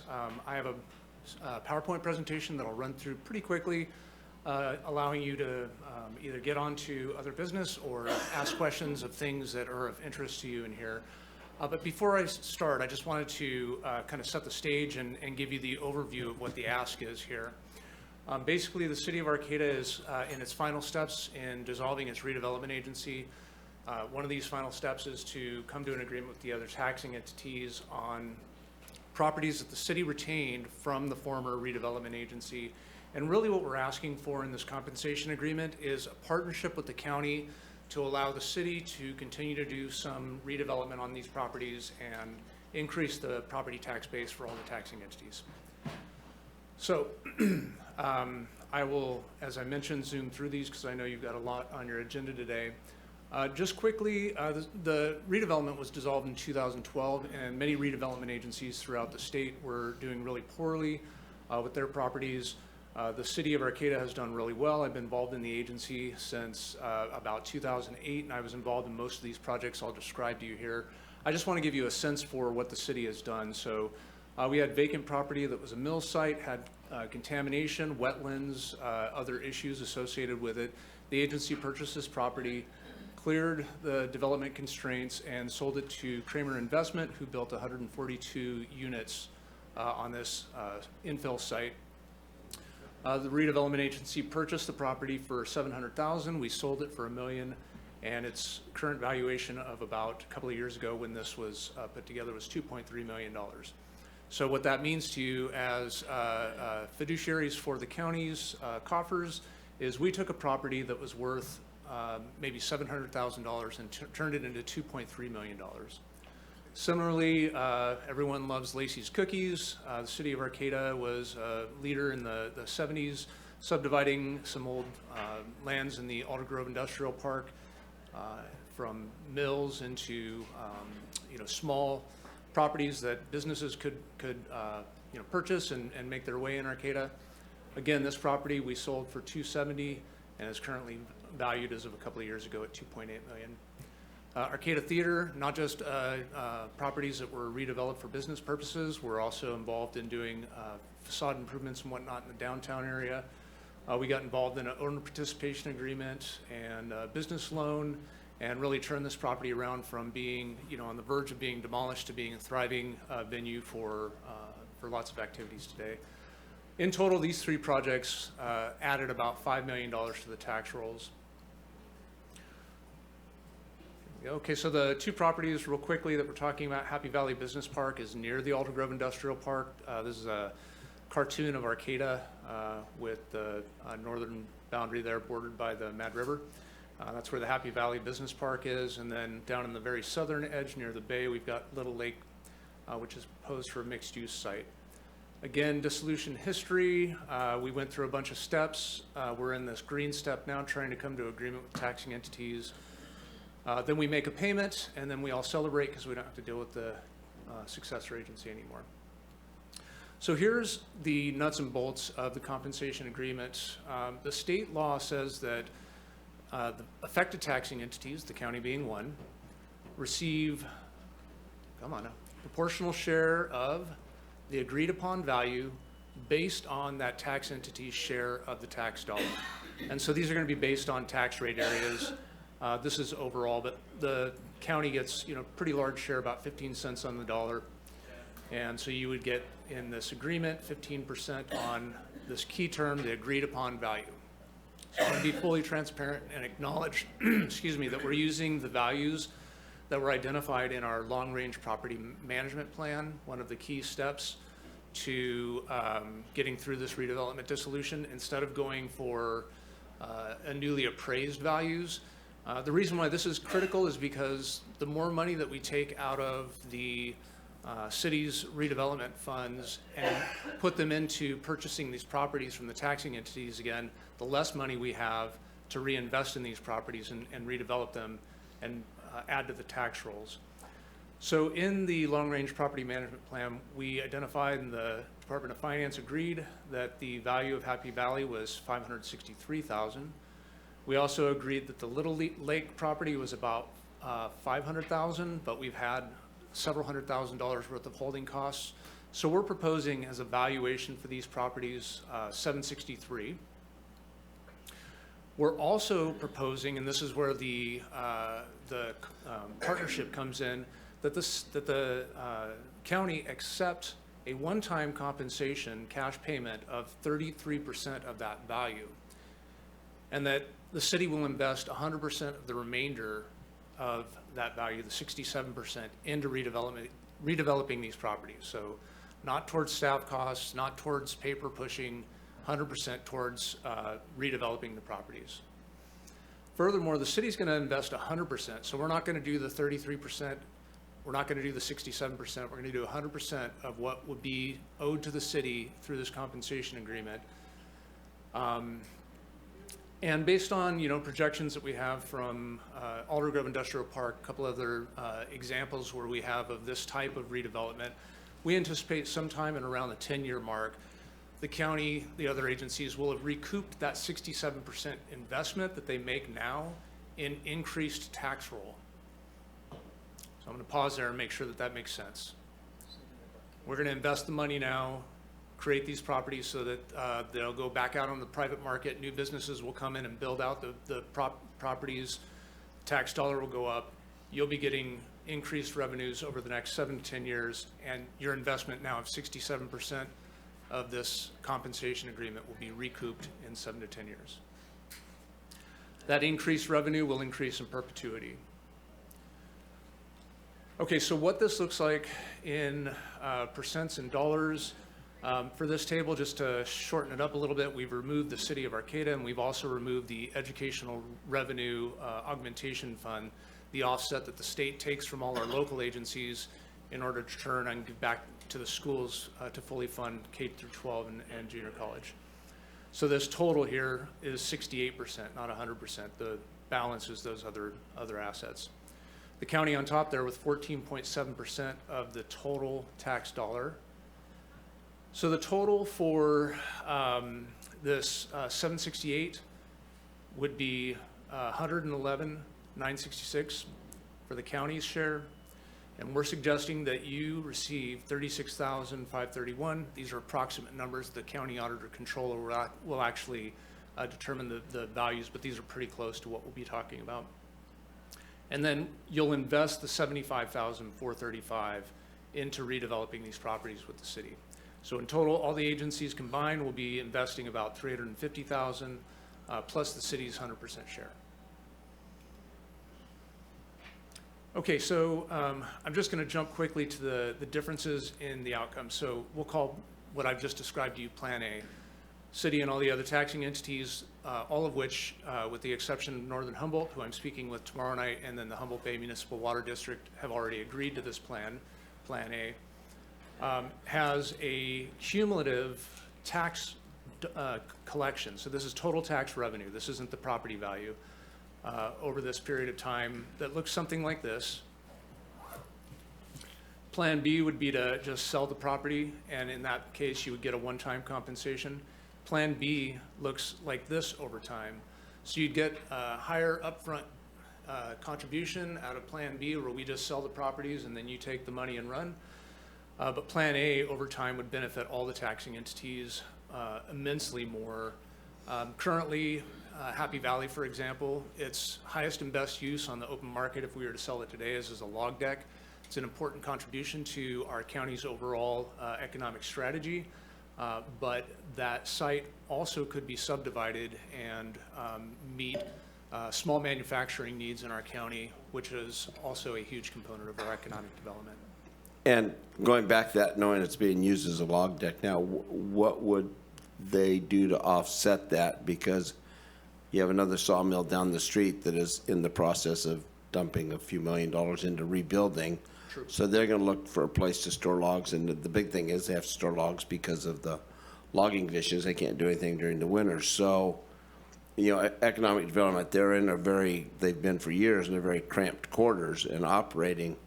How do you offset that? Or is there an offset? Because I always look at this when we do this, like Happy Valley and stuff, and I always wonder and I'm going to ask this is completely off schedule, what's going on with beaver lumber along the same times that's so easily accessible to Arcata? Yeah, no, those are really good questions, and the Happy Valley is actually the former log deck for Britt Lumber, so it's a component of that historically, and currently that property does serve as a log deck for Mad River Lumber. Yeah. And we have been in discussions with the owners, and we're looking at options. They also have operational plans for having their log deck offsite. Obviously, it's better if you have your logs stored closer, just for operations purposes. So that is largely what I have to present to you today. I do have, just in summary, the 7-year total valuation of $14.2 million if we pursue this the way that we're proposing, with tax revenue annually at year 7 being about $142,000. That's to share across all of the agencies and the ERAF. And then the tax revenue annually at full redevelopment is about twice that, $240,000. Whereas the undeveloped annual tax revenue is less than $10,000 annually.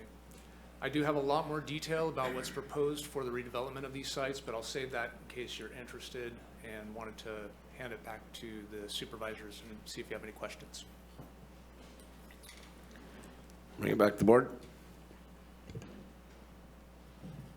I'm going to support staff recommendation on this, because I think it's good. Good planning all around, and with agency cooperation that's had great track record. So it's for me. Open it up, public comment. Good afternoon, David and staff. I was involved back years ago regarding this clawback. Arcata was clawed back $6 million. At that time, I think I came in here. You got a check for $642,000. In my opinion, you have a fiduciary duty to get as much money out of this as you can. you have an appraised value. That's the appraised value as far as what they say it's worth now, current appraised value with what's been done.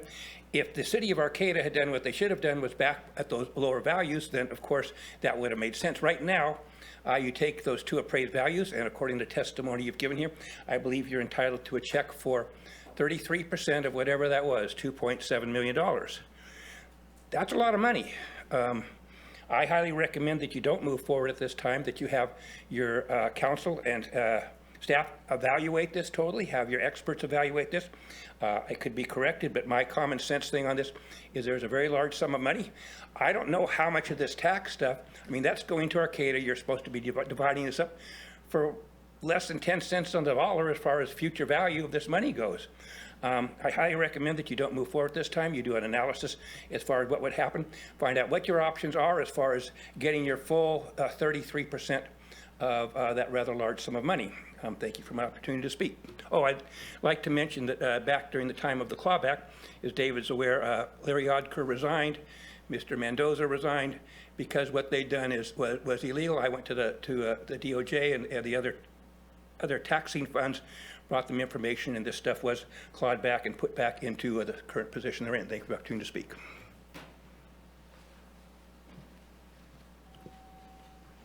I'll bring it back to the board.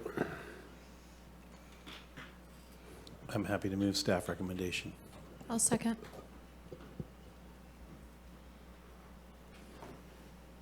No one online on this, is there? No, there's not. Thank you, Chair Bohn. So Chair Bohn? Yes. Supervisor Bushnell? Yes. Supervisor Wilson? Yes. And Supervisor Arroyo? Yes. Thank you. Motion carries 4-0. Thank you all.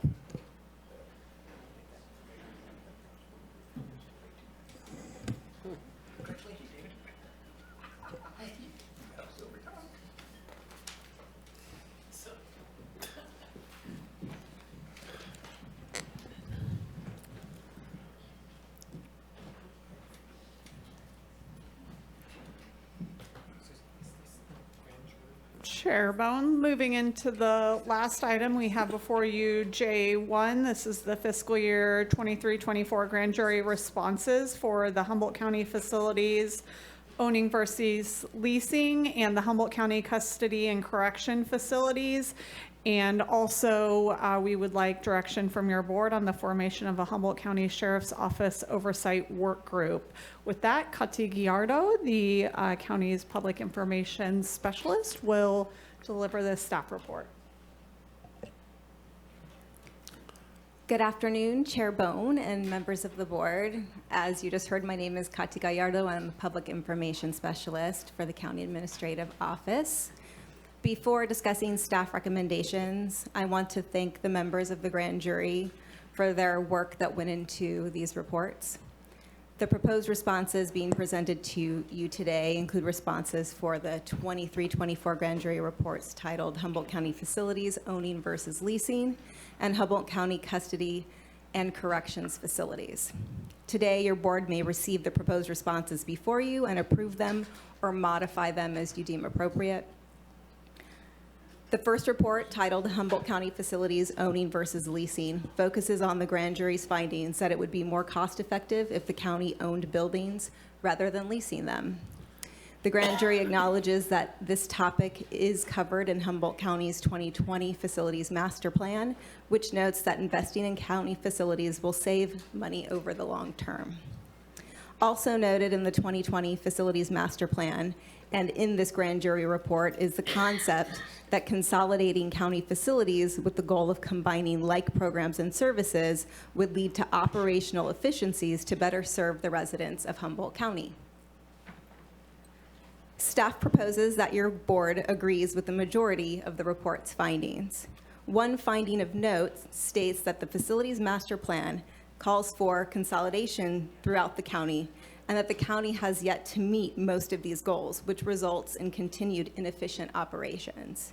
While staff propose that your board agree with this finding, the proposed response notes that the county has completed many consolidation goals, including the Garberville campus that co-located the sheriff's office and library, and that the district attorney's victim witness and CAS teams have been moved to the Humboldt County Courthouse.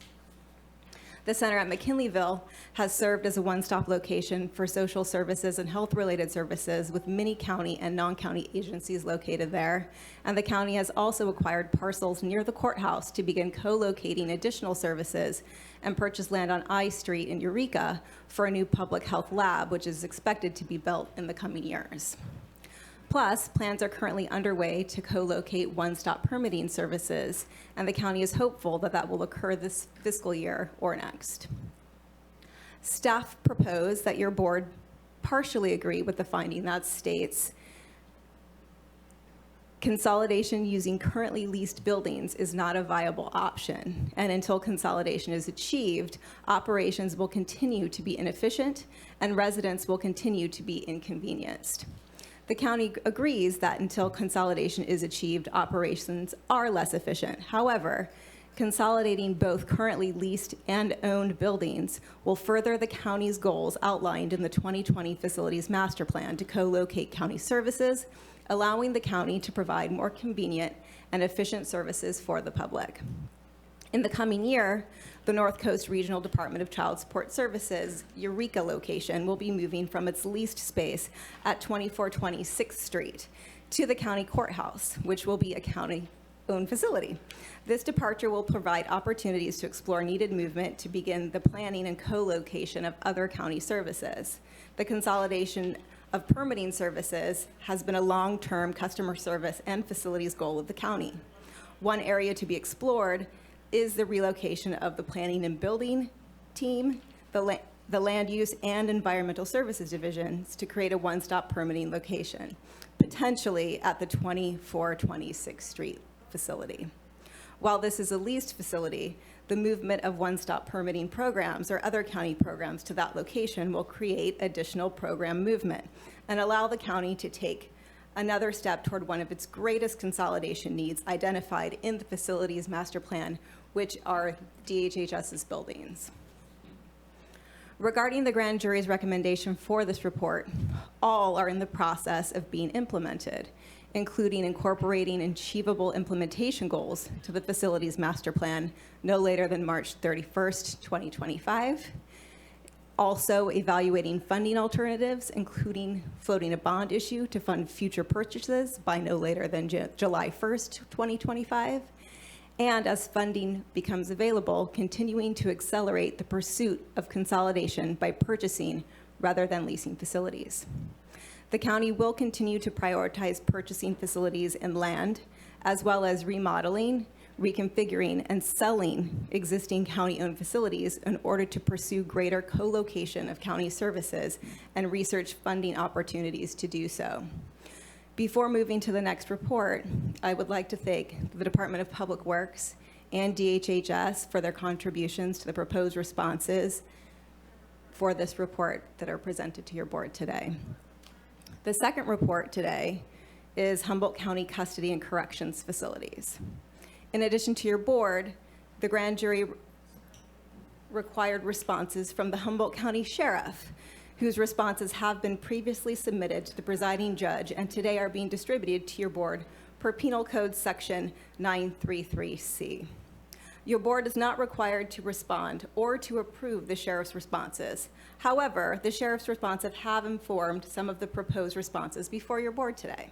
In addition to the sheriff, DHHS, Probation, and Public Works have made contributions to the proposed responses, and I would like to thank them for their contributions. Per Penal Code 919B, the grand jury each year visits and evaluates the physical condition and management of public prisons. It should be noted that the Eel River Conservation Camp is the only prison in Humboldt County. In addition to this, they inspect the Humboldt County Correctional Facility. And a list of other facilities that the grand jury inspected for this report include the Humboldt County Animal Shelter, the Humboldt County Juvenile Detention Center, and Semper Viren's Psychiatric Health Facility, the Humboldt County Sheriff's Office of the Public Administrator and Coroner, and the SWAP program, or the Sheriff's Work Alternative Program facility. This report found concerns around staff's jobs duties, wages, deferred maintenance, and safety and functional issues.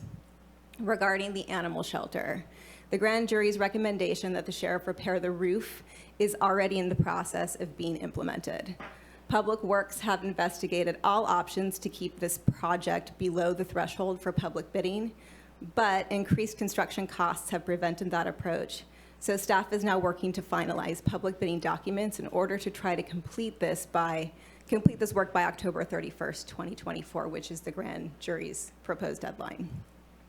Staff proposes that the recommendation that the sheriff repair or replace the exterior lighting at the animal shelter by October 31st not be implemented. This recommendation will be implemented in the future. However, due to limited staffing and resources at Public Works, the project will not be completed within the grand jury's recommended deadline. Regarding the Humboldt County Juvenile Detention Center, staff propose that your board partially agree with the finding that juvenile correction officers, or JCOs, are paid $3.50 per hour less than the correctional deputies with similar responsibilities and training, and that the lower wage makes it difficult to find qualified staff. On January 30th of this year, your board approved a 10% pay increase for JCOs, which reduced the gap between their pay and that of correctional deputy to $1.45 per hour. The recommendation that probation coordinate with Public Works to install a rain gutter above the walkway to the grass area is also already in the process of being implemented. Public Works has already done some initial work in determining what type of gutter system would work for this location, and probation has funding through the Juvenile Facilities Improvement Construction Funding, or AB 178, a portion of which has been earmarked already for this project. Regarding the Humboldt County Correctional Facility, the grand jury has recommended that the sheriff repair the leaks in the Humboldt County Correctional Facility's roof by December 31st, 2024. And staff propose that your board will not implement this recommendation as it must be implemented by the sheriff. However, the sheriff's office already has approved funds dedicated to phase 1 and 2 of this project, but a project of this large scale requires the public bidding process, which is not expected to be completed until after October 31st, 2024. Therefore, this project cannot be completed in time to meet the grand jury's deadline. Staff also propose that your board will not implement the recommendation for the sheriff to repair the padded parts of the wall-mounted parallel bar exercise equipment at this facility, or replace it with new equipment by no later than October 31st, 2024. This recommendation must also be implemented by the sheriff. The sheriff has noted that this project will be assigned to the Correctional Facilities Programs Manager to ensure that repairs to the exercise equipment are made.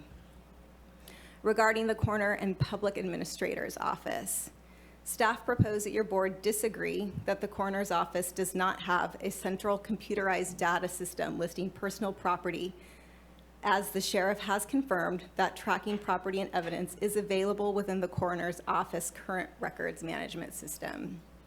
Additionally, Humboldt County's Information Technology Division has verified that the Sheriff's Office has recently purchased new public administrator software to inventory and track deceased people's property. The remaining recommendations made by the grand jury regarding this facility must be implemented by the sheriff. Therefore, your board's proposed responses are that these recommendations will not be implemented. Regarding Semperviron's psychiatric health facility, staff proposes that your board respond that the recommendation that DHHS fill at least half the vacant positions at Semperviron's no later than January 1st, 2025 is in the process of being implemented. DHHS's Behavioral Health Division has the most vacant positions on Semperviron's in continuous recruitment since the positions became vacant and will continue to do so until all open positions are filled. DHHS has worked on increasing recruitment efforts over the past 2 years, and they have allocated designated funds for paid advertisements for key vacant positions, such as the hospital administrator. Additionally, the department has worked with employee services to speed up the hiring process to bring on prospective applicants more quickly. This effort has included designated hiring panels and better monitoring processes to track the applicant through the entirety of the hiring process to minimize delays. DHHS leadership staff have increased collaborations with the College of the Redwoods and Cal Poly Humboldt that have led to providing paid internships and the eventual hiring of these individuals once they have graduated. The educational programs being focused on are the registered nurse programs, as well as the master's in counseling psychology and master's in social work programs, both at Cal Poly Humboldt. DHHS also contracts with multiple organizations, including Traditions Behavioral Health and Nightingale, for medical professional services, including psychiatrists, to ensure that Sempervirens is always in compliance with staffing requirements for a psychiatric health facility. These agreements are costlier in the short term than hiring internal staff. However, they are required to ensure good care for patients as well as to meet state requirements and do not add to the county's long-term pension obligations. And finally, DHHS is working in partnership with the County Administrative Office and other county departments to include plans to construct a new facility that would house Sempervirens and other behavioral health services in the county's updated facilities master plan. Regarding the Sheriff's Work Alternative Program, or SWAP, staff propose that your board disagree with the finding that without adequate fencing to secure a drainage pond at the SWAP facility, a visitor, officer, or inmate could fall into the pond. The sheriff has confirmed that the fencing mentioned in this finding is a 3 to 4 foot tall wiring fastened to a secure T-bar posts. There is no opening except for an area that could be opened if access to the drainage area is required. The sheriff does not agree that this area poses a hazard to individuals at this location. Therefore, the proposed response also notes that your board will not implement the recommendation for the sheriff to install a secure fence with a locked gate around the drainage pond no later than July 30th, 2025.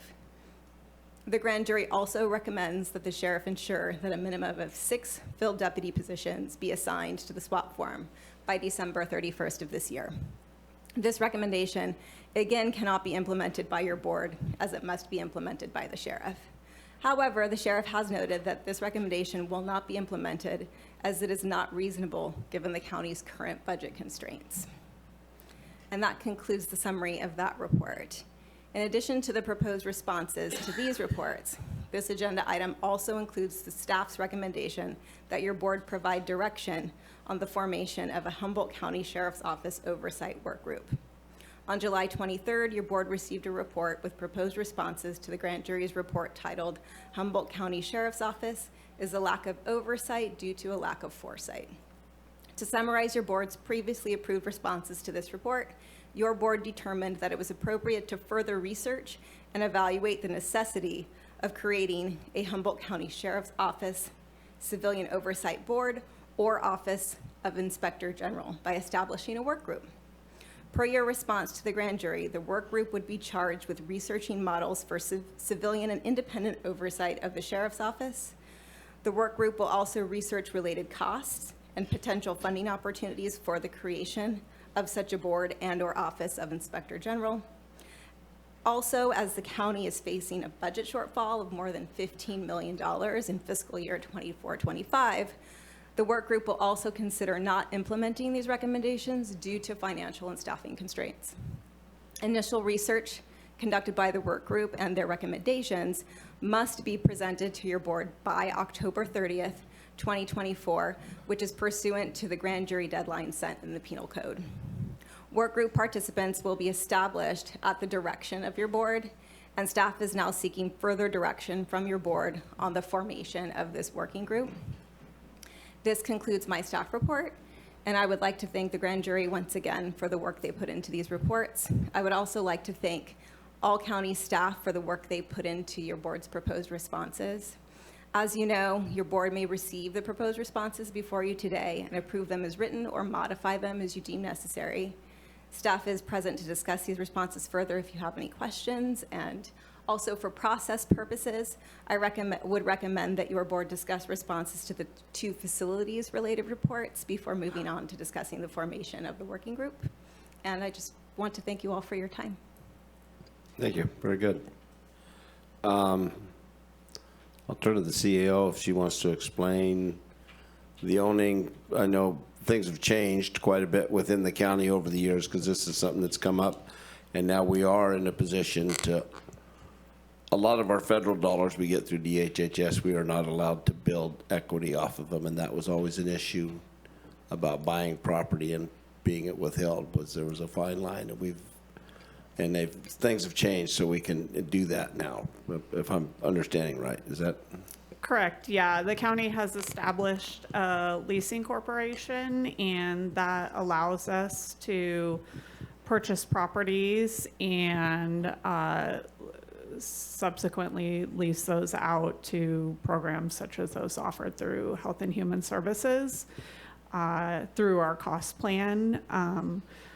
We are currently exploring opportunities through our facilities master plan and the facilities ad hoc to purchase properties and build out the county's assets so that we are better able to utilize our own resources for providing services. But it's more difficult than you might think to find and procure and build the properties that we need to provide the services. So it is certainly a hot topic for us and something that we are actively exploring. And we have procured a few properties in the vicinity of the courthouse as of late, and have some promising prospects on the horizon where we need some dominoes to fall into place so that our facility master plan can really gain some traction. So yes, we are in a well suited and in position to be able to meet some of the recommendations in the grand jury report. It's tough to have a campus-like facility without owning some land around the main building. Supervisor Arroyo, can you? I think that at this point I don't have anything. I'd like to hear from those in the room, but I think many of the comments I had were made last time, and I appreciate all the work on the sets of recommendations for the items that just came forward today.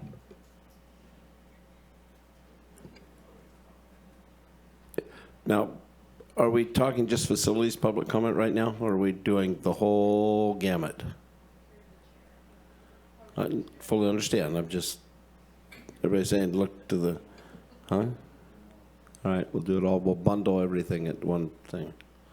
I will open it up for public comment.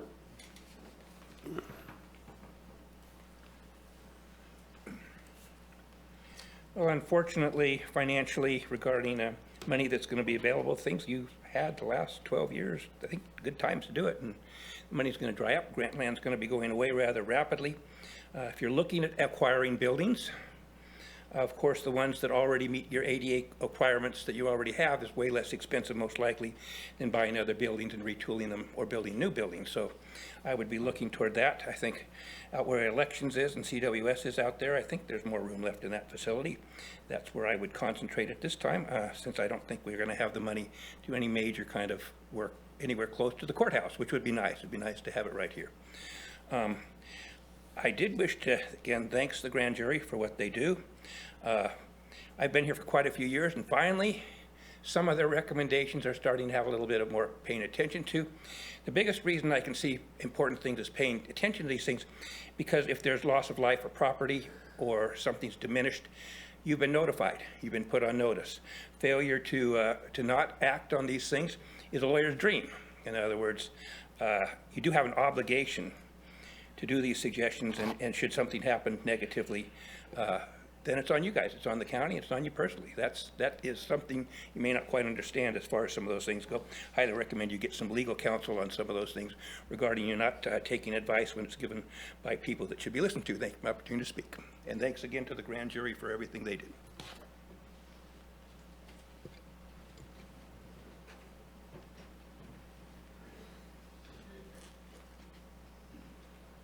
Good afternoon.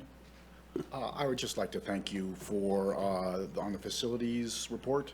I think everybody's on the same page, and that rarely happens when it gets into issues like this. I think the cooperation that the grand jury received from people from the county in helping to put this report together was outstanding, and they are all to be commended for their help in that direction. It's nice to know that we have more opportunities for the DHHS money and the federal money to be better applied. I think it's great to see the board looking at the long-term goals of owning as opposed to renting. These are 10, 20, 30-year goals, and the sooner they start to be implemented, the sooner that they'll pay off for our children. And finally, it is nice to see you guys looking at preventing fires instead of putting out fires. And that's exactly what owning buildings in the long term is going to be. Last thing, I share frustration with a lot of people about the shelter roof. Understanding that there's the ins and outs, the money has existed for a while, the need has existed for a while, and I hope that there is not another roadblock that somehow gets stumbled across on this one. The situation only gets worse, and that only costs us money. So, thank you very much for your attention. Thank you. Seeing no one else, I'll bring it back to the board. Supervisor Wilson. Yeah, I mean, I'll speak to the first two items, and I'll leave the third one. Seems like it's actually have some discussion. In relation to the owning versus renting, I mean, it's something that I know when I first got in here 7.5 years ago, requested that we update our facilities management, but mostly really looking at asset management program, because we still have it's a disjuncted a little bit between what we own and what we rent in terms of how we manage those things very separately, and how we understand those assets. And it's not just real estate assets, it's also equipment assets, it's also the assets of entitlements, and even insurance policies can be listed in those as well. And I think we're moving in that direction. It's been positive. One thing that we, even if we have this list of what we're trying to own and develop, I think I would hope that at some point in the near future, and we're working on this as a committee, is to bring back to the board the opportunity to prioritize, because we can't actually do all of the things on the list at the same time. It's just not possible, and we don't have the assets to do that. And so we have to really evaluate. Just because something comes before us as a capital investment doesn't mean that's the priority of all of our capital investments at any one particular meeting. And what's happening right now is things just kind of come to us as one-offs, one at a time, and we aren't looking at them as a global or aggregate sort of plan in terms of where we're prioritizing. And I'm hoping that we'll get to that place. And I really appreciate that the grand jury looked at this now, as was mentioned before. Now is better than later, and so I'm not going to opine too much on how long it took us to get to this place, but I'm happy that we're here, and I'm thankful that the grand jury's there, and I'm thankful to our staff and in really moving this forward, especially through the Public Works Department. I only have one sort of minor detail comment in relation to the second report, which was the sheriff's office and their facilities, and that if you update the lighting, please. What we're seeing is just an explosion of exterior lighting across the county and actually across the state, where these new LED lights with no casings on them are being put up on industrial and commercial facilities everywhere, and they're just blowing light up into the skies and across neighbors' properties and all over the place. And we have standards around those things, although our county hasn't quite got to the standard, but I know we're going to get our lighting standards coming. But if you replace those, please reach out to our planning department on what those standards might be, so that we can do that in advance. That light pollution has big impacts on wildlife, and especially in our coastal areas. And so getting a handle on that has been a really big problem, because people are just replacing them, even not knowing that that's an issue. And now you'll see it when you drive around at night. You'll be like, oh my God, what are all these floodlights everywhere? And that's because they're not meeting the current standards. And I just want to make sure that we do that, because if you look at the schools, they're not meeting those standards. If you look at so many other places, it's just because people don't know, and those are the cheapest lights to buy. So that's it on that. I know we'll have another discussion on the third report. Supervisor Rowe? I don't have anything further to add on the facilities item. I mean, we're part of the facilities ad hoc and actively working on these things, and it is something we've made some progress on, and, you know, I think we'll need to identify additional funding streams as the report says, and I think, you know, by and large, I agree with what the grand jury put forward, and, you know, I think that's reflected in the response. We're just needing to tackle these in as effective and responsible a manner as we can. Supervisor Bushnell. Thank you. I also concur with the grand jury's report on the facilities, and during the budget ad hoc discussions, facilities and rents on facilities was number 2 or 3 discussion of how we could save money, how we could not have delayed upkeep on those facilities, and how we can purchase our own properties and get away from such large extreme amounts of money that we do rent. So I think them for that. I do concur with the sheriff on the drainage pond. I've been there. It's not a danger that I can see at all. I'm from the country and have a lot of ponds, and I do concur with that, and I do think we'll have a more robust discussion on the rest of it. And thank you to staff and the grand jury for the report, and the sheriff for his response. Yeah, and I'd be remiss if we haven't been noticing that the CAO staff, the county, and has been working towards that. We've made great improvements in Garberville area with new facilities, and settled down in a smaller area, but a carbon footprint covered for the people who need travel to get things done. I know we've actively pursued a couple buildings in Willow Creek to help do that. So I really appreciate they've been forward thinking, and then the grand jury brings it out more forward. It makes these, you know, and it's not easy giving us these reports and everything. So as we move forward and as we manage them, I don't think the issue, and also tell you in a lot of places, it's sometimes cheaper to rent than own, because in some areas it's just because it's unfeasible. But the quantity of our size, we've even looked at some DHHS buildings in the last 4 months and made some inquiries into those.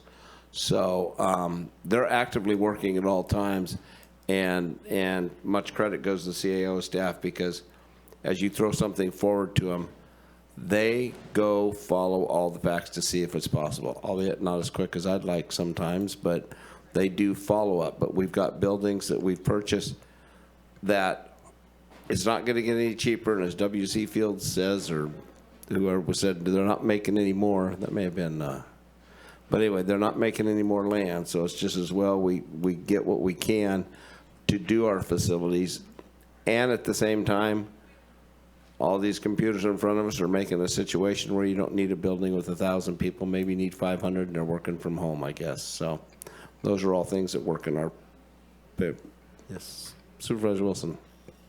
And from a budgetary perspective, whereas the financing that we will have to do does have a long-term impact, you know, an annual impact. So when we finance, we pay that. And so hopefully the buildings themselves have the capacity to, through our leasing corporation and through the programs that operate to that they have a way to pay down that financing on an annual basis. And so that's very important.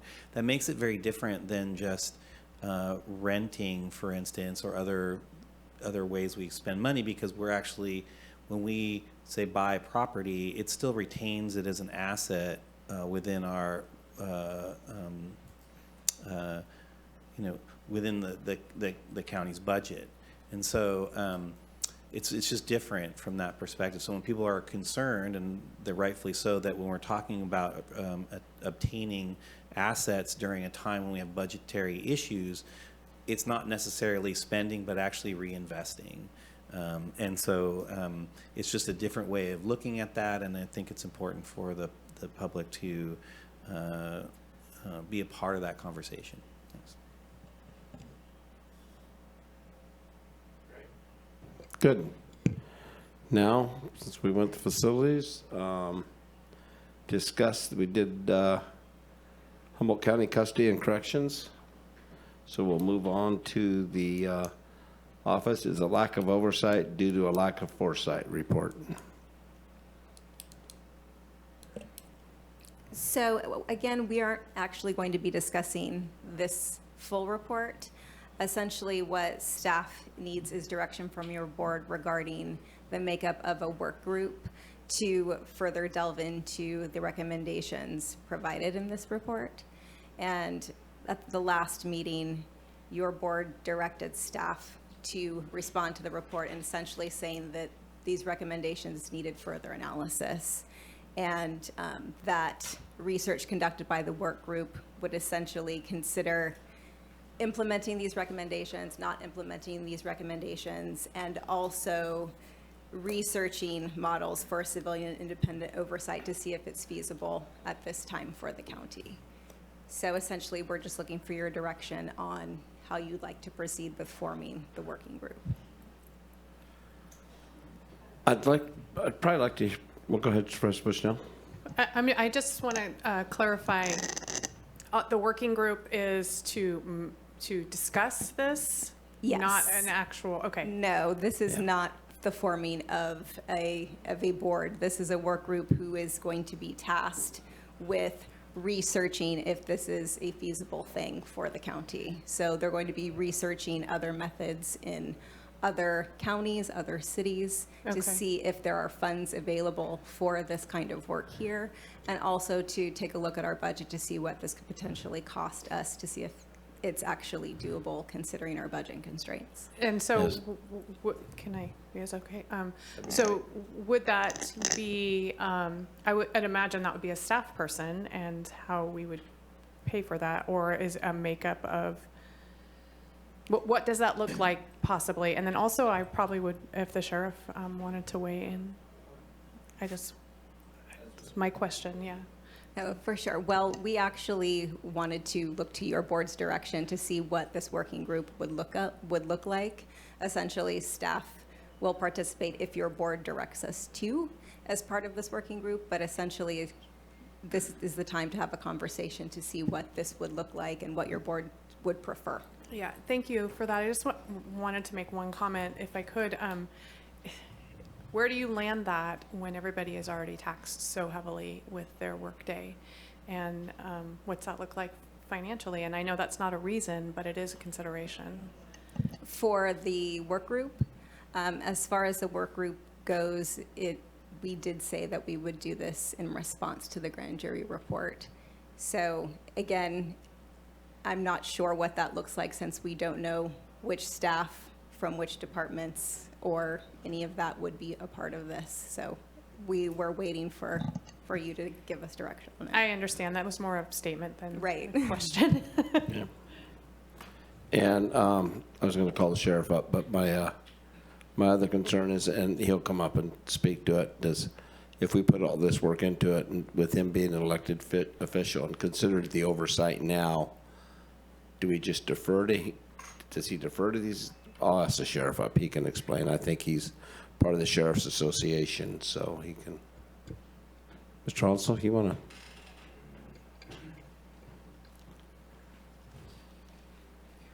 Can we land right here? You can speak wherever you feel comfortable. Good afternoon, Chair Bohn. So it seems like the decision's already been made to study the working group, so I'm not sure as far as what kind of input you would like as far as what the working group should look like, or just my opinion on oversight in general. There's a couple things. Oversight in general. Okay. Because you are an elected official rather than one of 6 others, and that we don't seem to have oversights for any of those. And I understand it's a different genre, but we have the DA's office that we get quite a few issues on. Not as much as the assessor, but we do get some on those. And then the other thing is the implementation. If they come back with a whole list of things to do, are you prepared to implement them, or do you feel that you see the report of what they're supposed to do? Are you ready to implement them? And what do other counties do? I know we always say up here, what are other counties? But I always say, well, we can always be different, but. Right. So usually what happens, what I've seen throughout the state is if there's an issue with the sheriff's office, then it solicits a response like a sheriff oversight or an inspector general to be assigned or to be implemented by the Board of Supervisors. So when I look at this report and when I look at the climate within the county, I don't see the controversy. I don't see the need to establish a sheriff's oversight. Now, the grand jury reports, that this is a nice thing to have. Is it a lack of foresight to not have something like this? Isn't it great to have something like this to establish trust with the community and to bring transparency to the sheriff's office? What I'm asking is, what aren't we currently doing right now? What is it that the sheriff's office isn't being transparent about? What is it that is requiring the Board of Supervisors to even make this decision right now? So what I like about the Office of the Sheriff is it's nonpartisan, that the county citizens, the voters, elected an inspector general. It's the sheriff. Elected an oversight, person. That's the sheriff.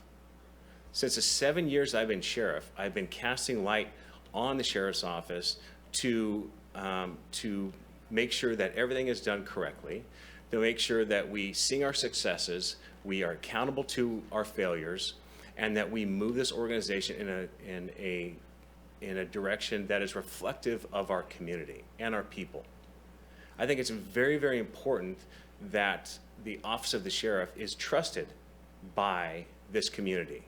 And I think when you look at the way we've handled several critical incidents, we've handled a lot of emergencies that we deal with sometimes the worst of the worst people's days every day, that when you survey the people of Humboldt County, I think you're going to look at that the people accept, trust, and appreciate the sheriff's office and what we do and how transparent that we are. And so I think it's something to where, again, the people vote, and the grand jury, says in this, which I think is quite interesting, is that they recognize that this is an elected position and that the people do have a choice. However, it's every 4 years. And oftentimes, the sheriff run unopposed. Well, that's the process that our people have. And if there's controversy at the sheriff's office, guess what? I guarantee that there's going to be more than one person running. If people are satisfied with the sheriff and the direction the sheriff's office is going and that we are transparent, oftentimes the sheriff continues to run like I did and run unopposed.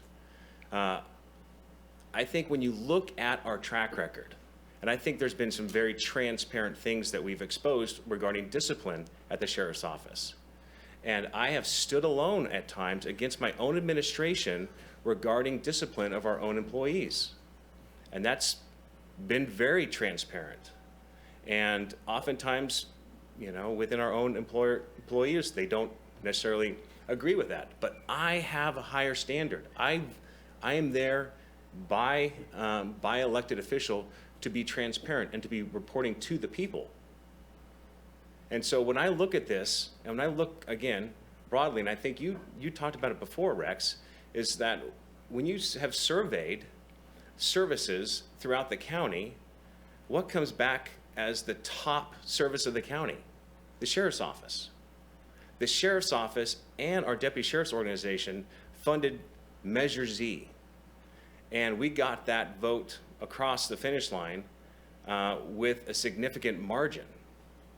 Now, it's our reputation that's getting those votes across. It's our reputation and our ability to do good work on a daily basis to make sure that that public trust is there and that, we do get that public trust given to us. We don't take that lightly. So there's several processes that I think that you all should be aware of, that to know that there is currently oversight over the sheriff's office. The Department of Justice looks at our crime stats, looks at our, does CLETS audits, records audits. They work at our racial profiling data. All this stuff is state mandated. If there is something that's out of line here, the Department of Justice will step in. We also have seen in the past that between Child Welfare Services and the Sheriff's Office, we failed to properly cross-report child abuse cases. And that was an error. We admitted that error. And at that point in time, we came up with a settlement agreement with the Department of Justice. And over the course of 3 years, the Sheriff's Office was subject to oversight over making sure that we implemented the Department of Justice mandates. Within 3 years, we were able to be fully compliant, and we were able to separate from that settlement agreement. So the Department of Justice is not afraid to come in and, number one, ask questions, serve subpoenas, and even sue the county if we're doing something wrong. And they follow up on all of their complaints.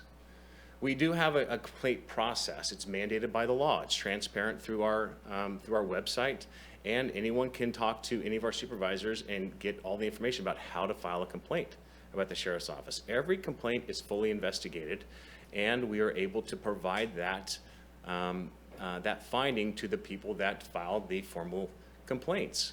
It's state law.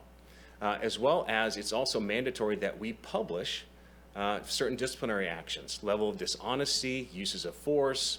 Those are the kind of topics that we push out into our transparency portal, and that people can read online, discipline that's served out there, so they know that this is happening. Also, there is decertification through SB 2 now. If we have someone that does serious misconduct, that we're mandated by law to provide that information to California Post, and they can decertify a police officer so they can no longer serve the public. And that's very important, and that's a part of the process. As well as the state community corrections, which comes in and does an audit of our jail. So the grand jury does a good job, and they go through the jail and all of our facilities, but the BSCC goes through and does an outstanding job making sure that we're fully compliant of all Title 15 and Title 24. All these standards per state law have to be met. And if we don't hit the mark, then we're given a chance to fix these. And all these reports are very transparent. People can read all about them. So again, there is plenty of oversight, as well as the district attorney. As we've seen, we've had several high-profile cases of our own deputies and people within our department break the law. And we're the ones that provide information to the DA regarding our employees that break the law. And they're held accountable by the district attorney's office. This is something that, again, very transparent, and you can check our record, and the district attorney works very well with us. And the district attorney at any given time can come in and provide an investigation into any one of our department. It can check and investigate any of the crimes that occur within the county. It's within their purview to do so. So all these things are checks and balances that we have in place already within the state and the county, as well as you all as the Board of Supervisors. I'm accountable to you. Even though you aren't my direct supervisor, obviously there's a mutual trust, and there's also a mutual respect with each other. As a fellow elected officials, with each having unique districts within our county, you each have needs and also oversight over our budget. And I have been working with you, and I continue to work with you, and I continue to advocate for what's best for our community and for our people. Our people want law enforcement out there. Our people want to have deputy sheriffs out there. They want to have investigators. They want to have a coroner's office, civil division. They want to have a drug task force, all these things that we're in charge of. And they want to make sure they're done in a professional manner, and I have to advocate for those.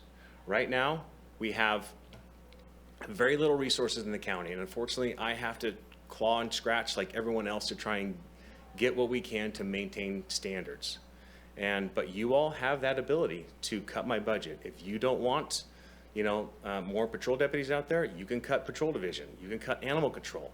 You can cut the civil division. Whatever you want. We still have to provide that service, which means we have to take from somewhere else to provide that service if it's mandated by law. But you have the ability to cut back the sheriff's office if you believe that I am not being responsible, with the department. So, and again, at any given time, I can be recalled. And though it's a difficult task, it can be done. And you know. And one last thing, when you look at this report and you look at the appendix, and it talks about some critical incidents that occurred within law enforcement, you know, it says law enforcement community or law enforcement agencies. 2 of those incidents didn't even involve the sheriff's office. The other ones we were very transparent about, and provided. No, it may not be pretty. You know, people may not like the fact that we had to use force, and may be disagreeing that we had to use force. But the fact is that we're transparent about it, and that the district attorney looked and reviewed at all these cases, and even the Department of Justice wouldn't even look at some of these cases. And it's their decision on whether or not they should file criminal charges against the officers or deputies that were involved in these incidents, not me. So again, these are very transparent. I pride myself on that. And so if we're not being transparent in some other way, I would like to hear that. And I think the community knows my number. The community has my email. And when community members are not happy, they're more than, you know, willing to call, to email me, to contact me, or contact some of you. Some don't feel comfortable enough, and they contact some of you. And then you turn around and contact me, which I appreciate. You know, I understand how that goes. But I'm more than willing to look and to listen. And if sheriff oversight is what you want to research, I'll be more than happy to provide my input regarding that. But again, it's one other layer, and if it's advisory in nature, what good does it do when we're already accomplishing all those things that you want to accomplish? All right, just since you brought it up, all you have to do is Google Humboldt County Sheriff's complaints, and you go to straight to the complaint line. But what goes with it, there's also an opportunity for commendations, which means you can actually tell, I had an interaction with the deputy that was very positive. We don't get those very often because people take that for granted, but if they don't know the whole story. So I just, we'll bring it back to the board. That is out there for everybody's availability, and it is followed up, as you well stated. Supervisor Arroyo? Thank you. I think one of the advantages of having this conversation right now and potentially having a committee would be to take the opportunity to explore, you know, what are we hearing from the community? What did the grand jury report, you know, recommend? What other models are out there? You know, as I've been thinking about it, I think through, you know, from least complexity and cost to greatest complexity and cost, you know, anything from as simple as a really handy guide that puts together all of the processes that are currently in place for both, you know, making a complaint and how best to hear back in the format that people want information. Sometimes people don't know how to, you know, hear back effectively, and sometimes they're not providing the information about what they'd like to receive. So, you know, really spelling it out for people. What's our current process? What's the process for internal investigations? You know, what information are you and aren't you privileged to have, you know, under our current, constraints and all of the things that you have to do in your job. So something as simple as, you know, collating all the information and making it really readily available to people. Sure, if they Google complaint form, you know, there's a way to find it, but that doesn't necessarily spell out all the processes that currently exist that are, you know, behind the scenes that people don't know about. So, you know, taking the opportunity to spell that out for people, you know, looking into what models are out there and what we might consider. I will just note I've been, you know, trying to understand our roles and responsibilities a little bit better. And of course, you are an elected official and, you know, we respect and work closely with you. And, you know, we do have an interesting relationship in that the Board of Supervisors is really responsible to ensure that all county personnel faithfully discharge their duties, and even if they're not their direct supervisor within their department, and their direct supervisor or their supervisor's supervisor is you, an elected official, or, you know, with respect to other county employees, a different elected official, we still have this shared responsibility over them faithfully discharging their duties, right? That's what the state says. And I know that you are in a role where, you know, in certain instances, you're an officer of the courts. In other instances, you report directly to the Attorney General, you know, when discharging the laws of the state. So you're also, you know, so I think you can appreciate that we have this responsibility to the public and to understand the execution of duties of our employees that's shared, but we're not always privy to that information. So we are in kind of a unique situation here. When I look at Assembly Bill 1135, or 1185, excuse me, and what passed, and one of the things that I can't help but notice is that the voters could impose the Civilian Oversight Board. And that is within that bill. We haven't seen that exercised here in Humboldt County. But another reason I think it's beneficial for us to sit down and talk about some of the architecture that exists out there and what's out there is that we have a little more agency over what this might look like than if something prescriptive was passed and initiated by the voters that would actually tell us exactly how this will look versus the opportunity to kind of determine what works well here and what fills some missing gaps. So I think there's opportunity here. It sounds punitive, like the headline is going to sound punitive no matter what we do. And that's not my intent. But I do think getting ahead of it and saying, like, this is what, what kinds of information we're hearing from the community, and this is how we can meet that need in a better and more effective way. Like, we're living in a different moment where people expect different things from law enforcement than they did 10 or 20 years ago. And I think it behooves us to have the opportunity to set up an ad hoc and talk about that and to bring back a little bit more information about a suite of, available options to increase the understanding that people are asking for.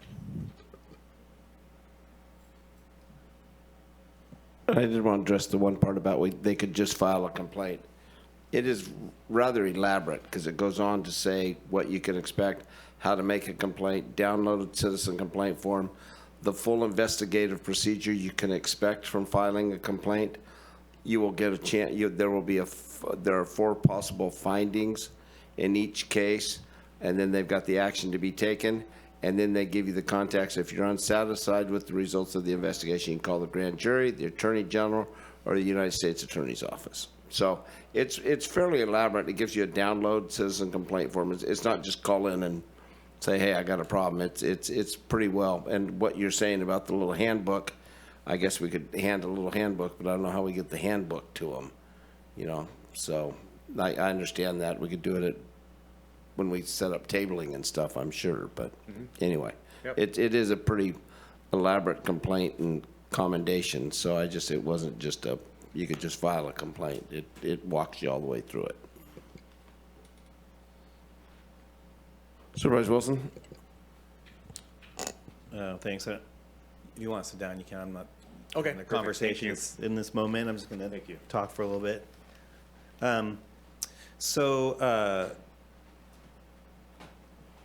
feel like there was a lot of discussion about what some of these responses are, if there were issues, and there have been some in the past, and I do believe that the sheriff and the department has done a lot of work around that. I think this is also talking about sort of preemptive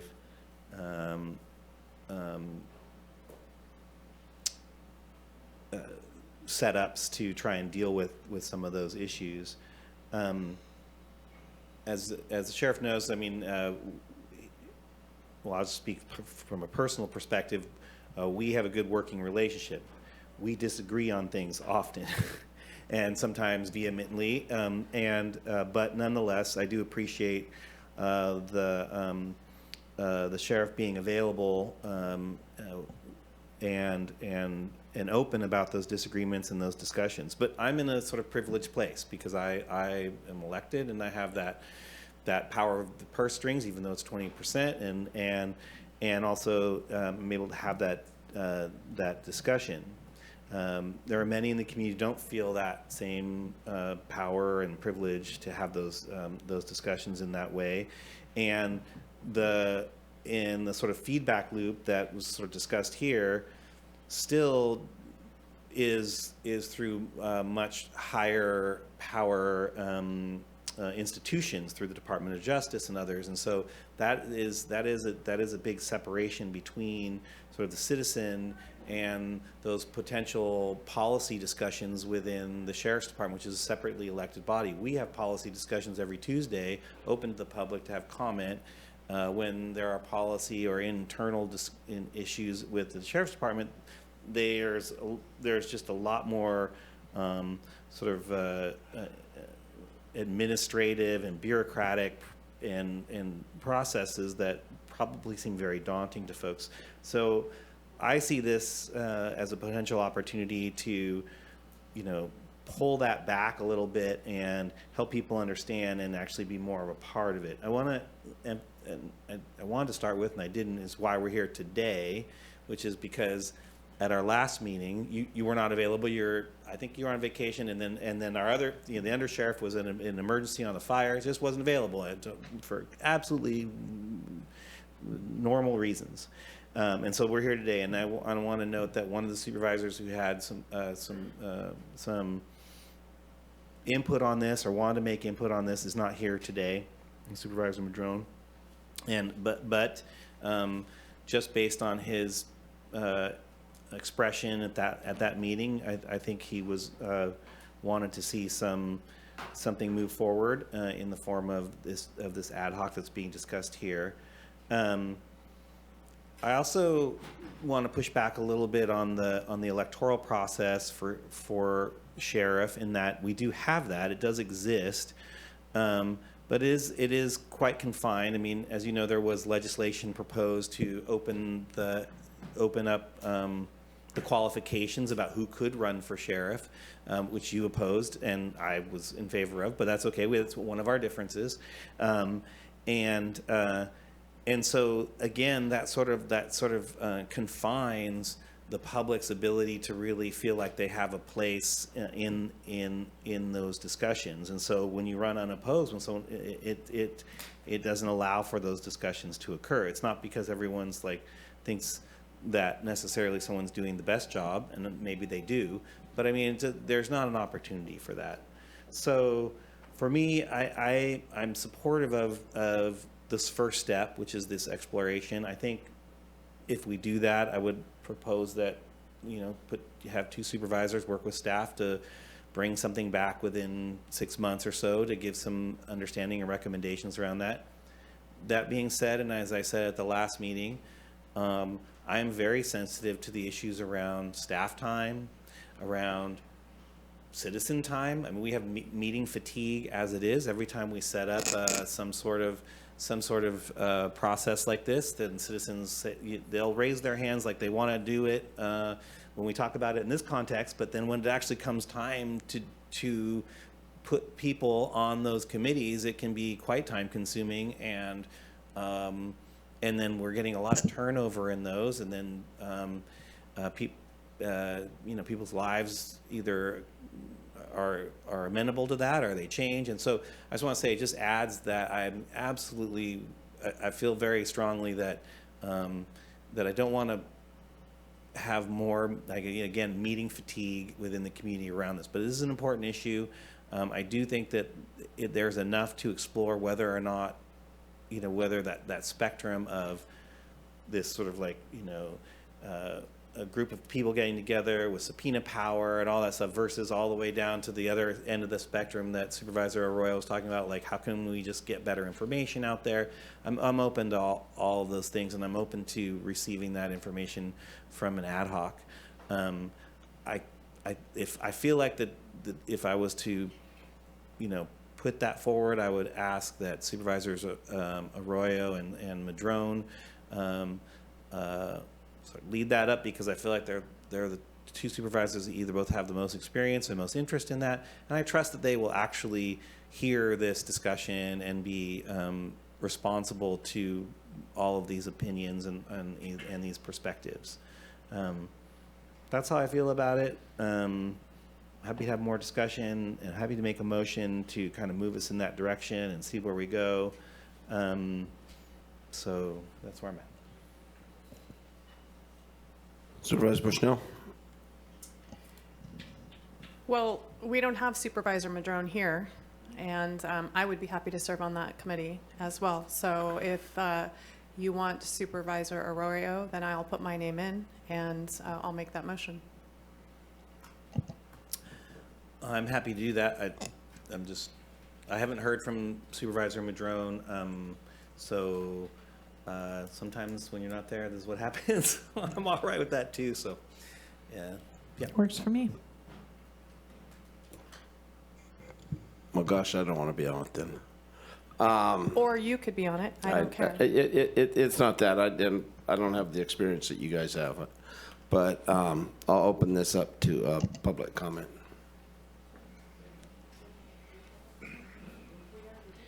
Not on. Oh, we did. Yeah, we did public comment on it all. That's right. Excuse me. We were all encompassing. I actually made Okay. that statement. Thank you. Next time, maybe we won't, so we will be able to make comment on the feedback that you folks have done, rather than having to do something without hearing any opinions. But thank you, Maybe that'll happen. Thank you for my opportunity to not speak on this topic. You're welcome for that. Nick, do we get a second? But public comments closed. That was my mistake. Yeah. Yeah.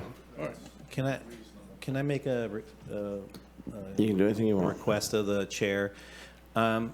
Since we didn't receive any comment on this particular item, part of the thing, you wouldn't be unfair if you were to be universal in that. I think if you asked the attorney. I'd have to look at county council. I don't think I can, but if I, It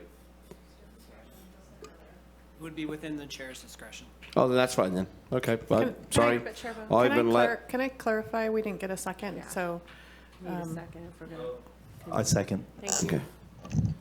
All right, we will, but I did make it very aware that we were all encompassing at first because I asked. But anyway, you're fine. Go. Okay. Talk away.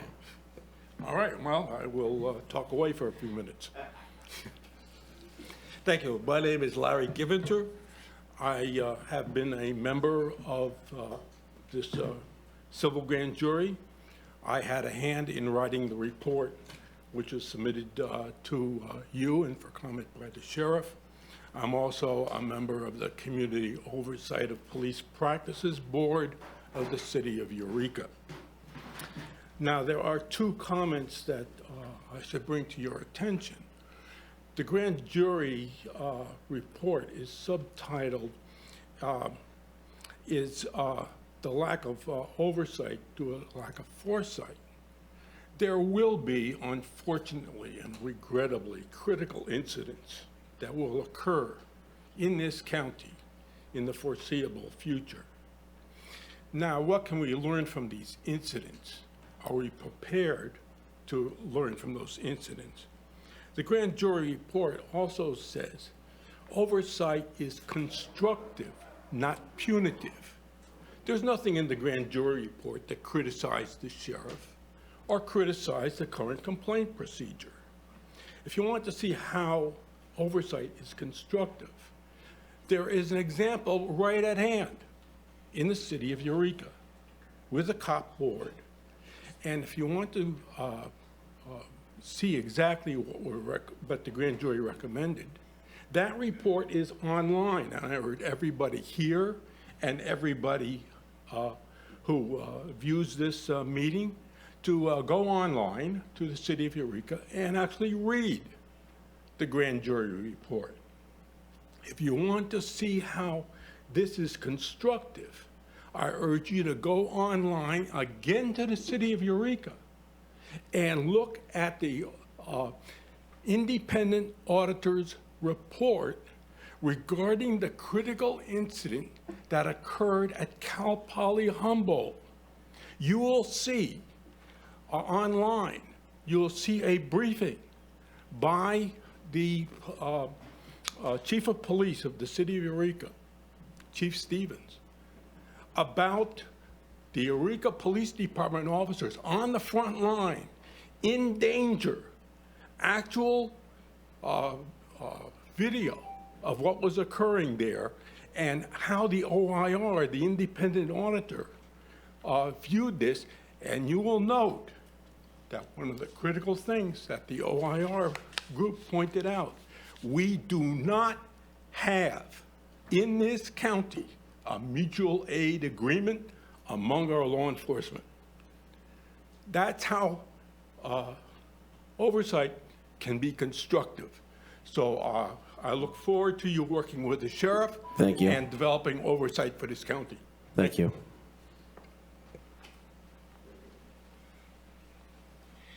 Kent Sawatsky, I relish the thing of not engaging in any incendiary comments, and you exercising my freedom of speech.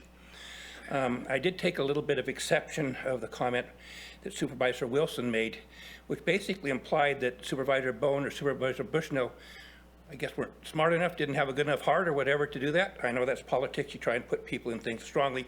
Support the action being taken today that I feel is a balanced action amongst the public.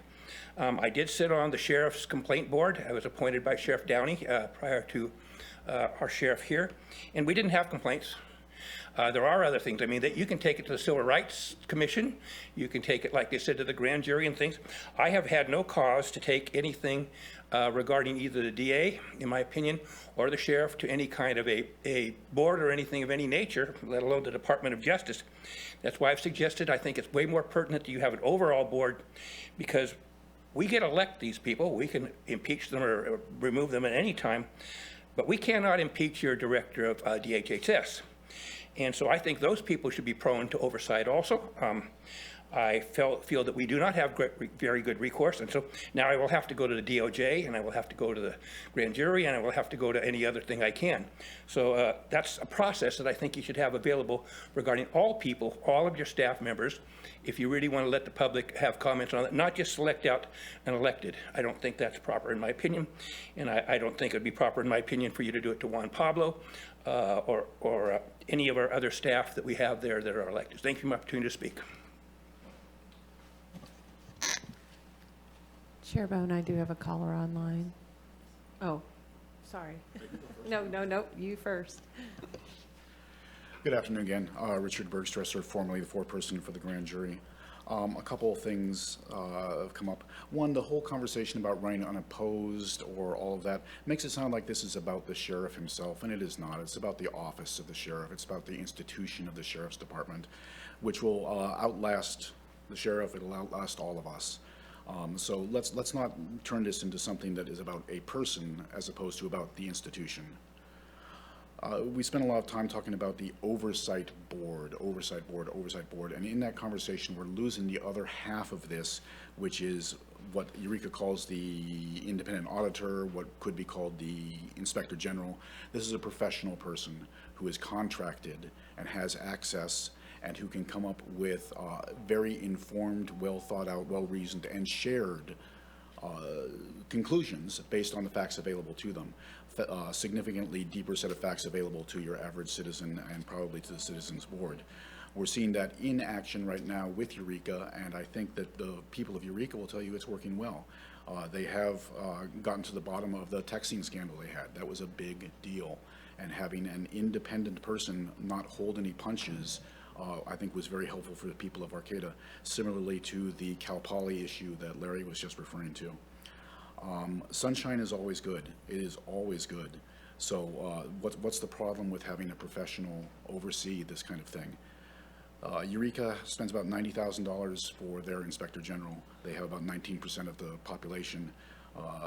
The jurisdiction of the Sheriff's Department is about 56% of the population. So if you want to extrapolate from there, it's about $250,000 or so. Now that's not nothing, believe me, I know. But it's also not a huge amount of money. In light of what the sheriff brought up, there was the 2018 supplemental stipulated judgment from the California Department of Justice towards the Sheriff's Department and DHHS CWS. Might that entire thing have been headed off at the pass if we had an inspector general, if we had a independent auditor? How much money was spent defending and remediating those problems? Could they have been identified on the Sheriff's Department side prior simply by having something like this in place? The sheriff has said, and I agree, that it was a series of mistakes that led to that. But boy, was that expensive, guys. You know it better than I do. So what is the problem with having an independent professional set of checks and balances that will save us all money in the long run? Thank you.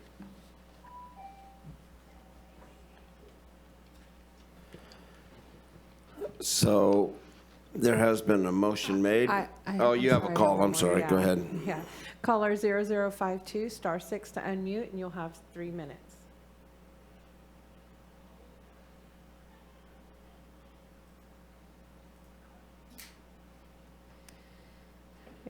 You're unmuted, but I can't hear you.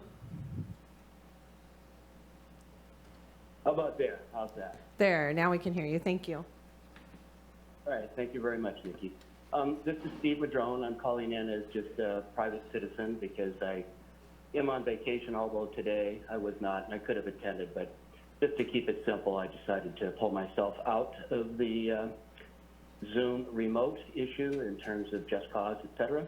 But regardless, I would be very interested in serving on this ad hoc work group, but I'm not there today. So whatever you guys decide is great. I won't be voting.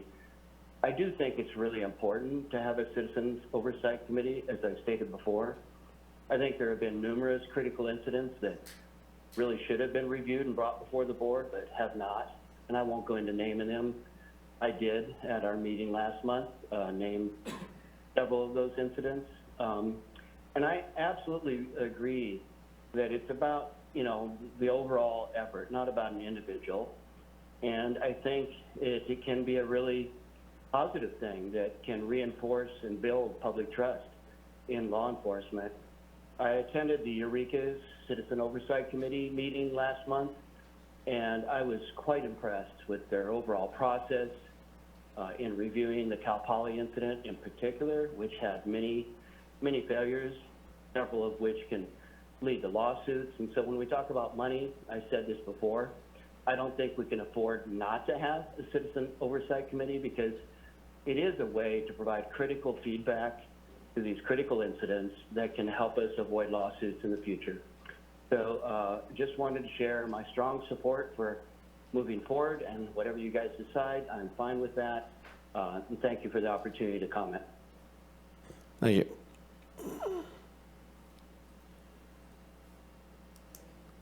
All right, it's been moved and seconded. You want to, Supervisor Rowe? I just wanted to note, after hearing public comment on this, it reminded me of something that I forgot to mention earlier, which was actually seeing the presentation at the Civilian Oversight of Police Practices Board meeting in Eureka, which I said it in the last meeting, I'll say it again. I know that Eureka and the county have a very different structure to their law enforcement offices and who supervises who and how, and I completely acknowledge that, but since it's the only other comparable example in our community, it was helpful to go. And I've been to them, but it's been a while, and so it was helpful to go to this one, the most recent one that happened.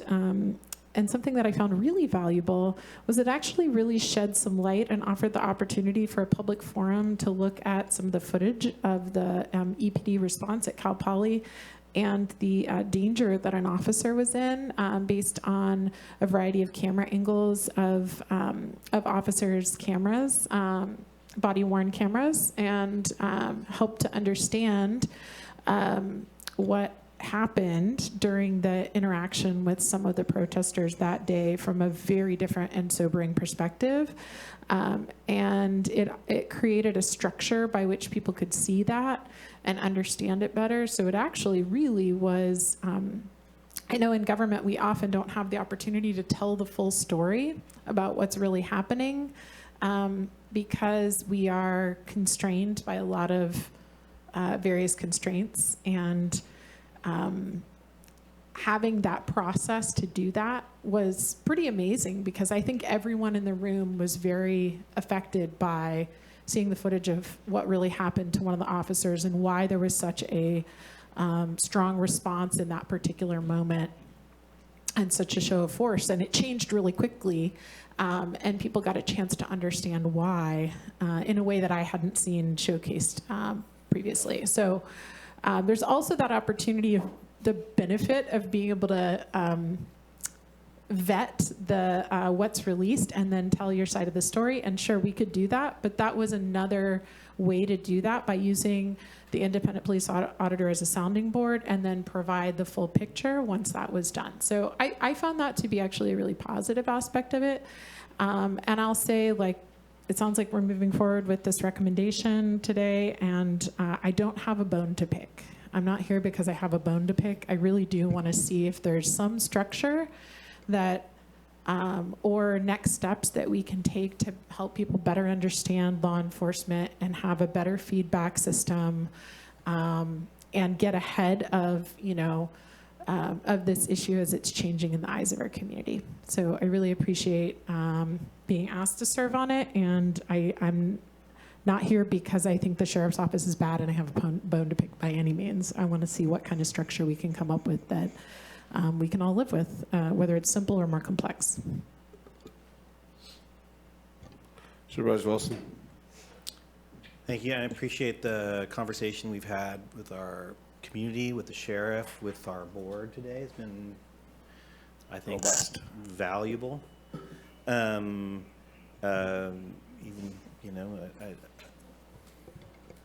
I don't think my board members misconstrue anything I say here. We know each other pretty well.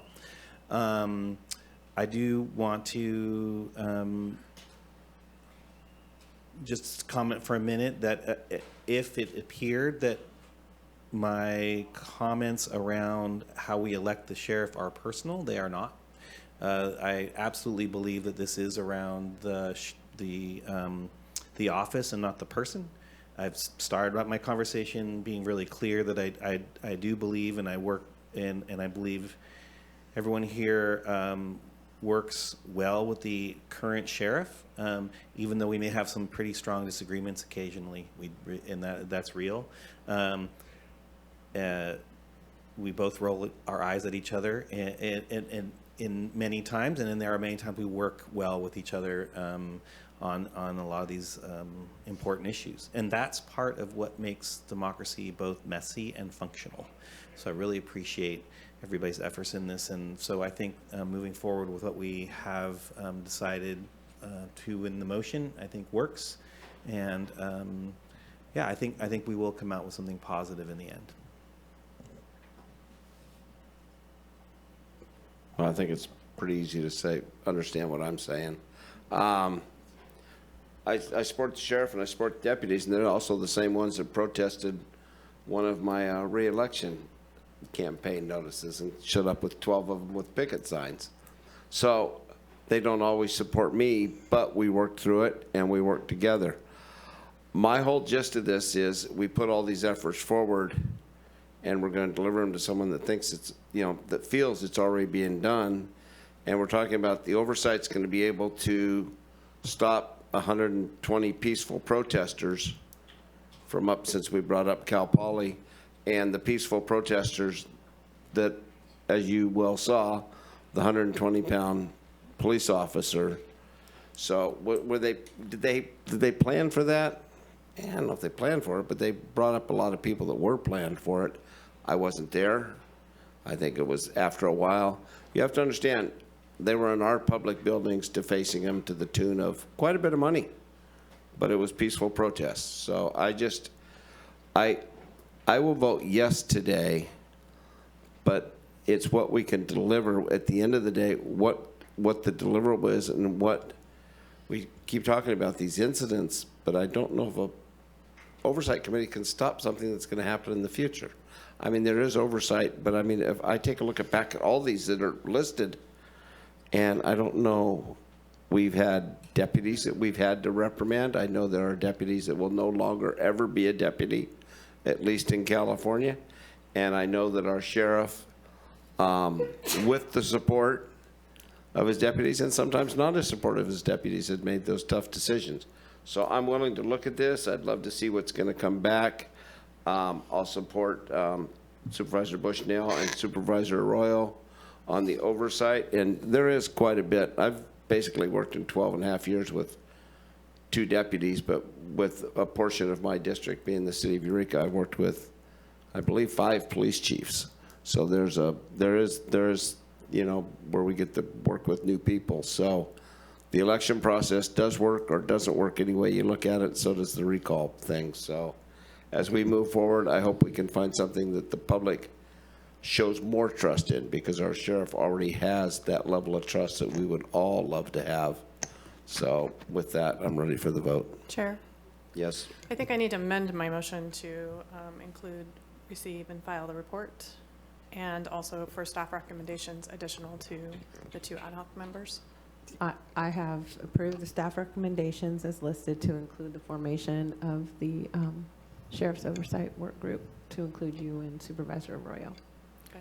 Yes, and I just have one point of clarification for your board on the intent of this work group. Is it going to be Supervisor Arroyo and Supervisor Bushnell who are the entirety of the work group, or would you like additional members on this work group, or will those 2 ad hoc members come together to convene and decide who else to bring into the work group so that staff can plan accordingly?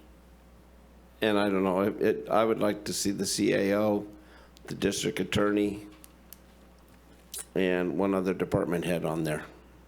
I would rather see it. And that's not me, that's not what I'd like to see. I just think somebody that has some understanding of law enforcement. It's kind of fun to put people on there who don't know exactly the whole workaround, but somebody that has a basic understanding. I don't know. I'm just throwing it out there.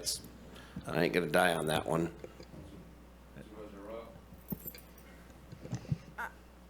I think we should include the sheriff. Yep, I do too. The sheriff, I thought that was a given. Sorry. Okay. I'm sorry. I think, especially at this phase, I mean, we can choose to meet in a smaller group should we need or wish to, but I think, and I think it's worth, being able to have the conversation about, what we'd like to bring forward as a recommendation, with the sheriff involved. If I may. Apologize. I just think giving discretion to the 2 supervisors and the CAO to talk to whoever they want to talk to, meet with whoever they need to meet with, and bring back recommendations. Nimble as heck is fine, but the sheriff, I thought for sure would be involved in the committee that's going to oversee him. And the district attorney, so we have a different type of law enforcement. And in all honesty, she's, probably the premier law enforcement agent in the county. Sorry, Billy. But I mean, in her position. So I think that input would be valuable. But then again, I'm not on the committee, so you guys go ahead. So if you want me to amend that motion to include the sheriff and a CAO representative, and then bring that back in 6 months around, or somewhere around there, to this board with recommendations. And go ahead. So just the CAO and the sheriff? Through the chair, I also would like clarification on the recommendations or the motion regarding the 2 grand jury facilities reports. We don't have a motion on. I think she included that. I included Was that included? Yeah. Staff recommendations. Thank you. Yeah, that's to include everything, and then the additional motions. And I'm taking for granted if you guys are going to be meeting, do you need somebody, sorry, throw it on you, to take the minutes or to organize the meetings and stuff, or would that go through your office to do that? Okay. All right. Perfect. I don't want to reinvent the wheel here, but I think we should keep it with the intent to include the sheriff, but in the initial conversations, and it's possible that we will want to interview other people or meet with other people to get their perspective. I mean, I think that would be we need to be flexible about who we're meeting with. I don't think that, I think minimally to add the CAO's office and the sheriff. And I think in those discussions, we can talk about what we want to do and who we want to talk to. It's your committee. Yeah, I just to clarify, I mean, I understand that you want the sheriff to be part of that conversation, and I do too. But I want to give the discretion to the 2 supervisors to be able to meet on their own or with whomever, just so they can do this and organize it. I don't want to predispose that every meeting has all 4 people in it necessarily. So as long as that's clear and an understanding, I'm happy to move forward. That's great. It's clear to me. And Ready for the vote? All right, Chair Bohn, Sure. Supervisor Bushnell. Yep. Supervisor Wilson. Yep. Supervisor Arroyo. Yes. Thank you. Motion carries 4-0.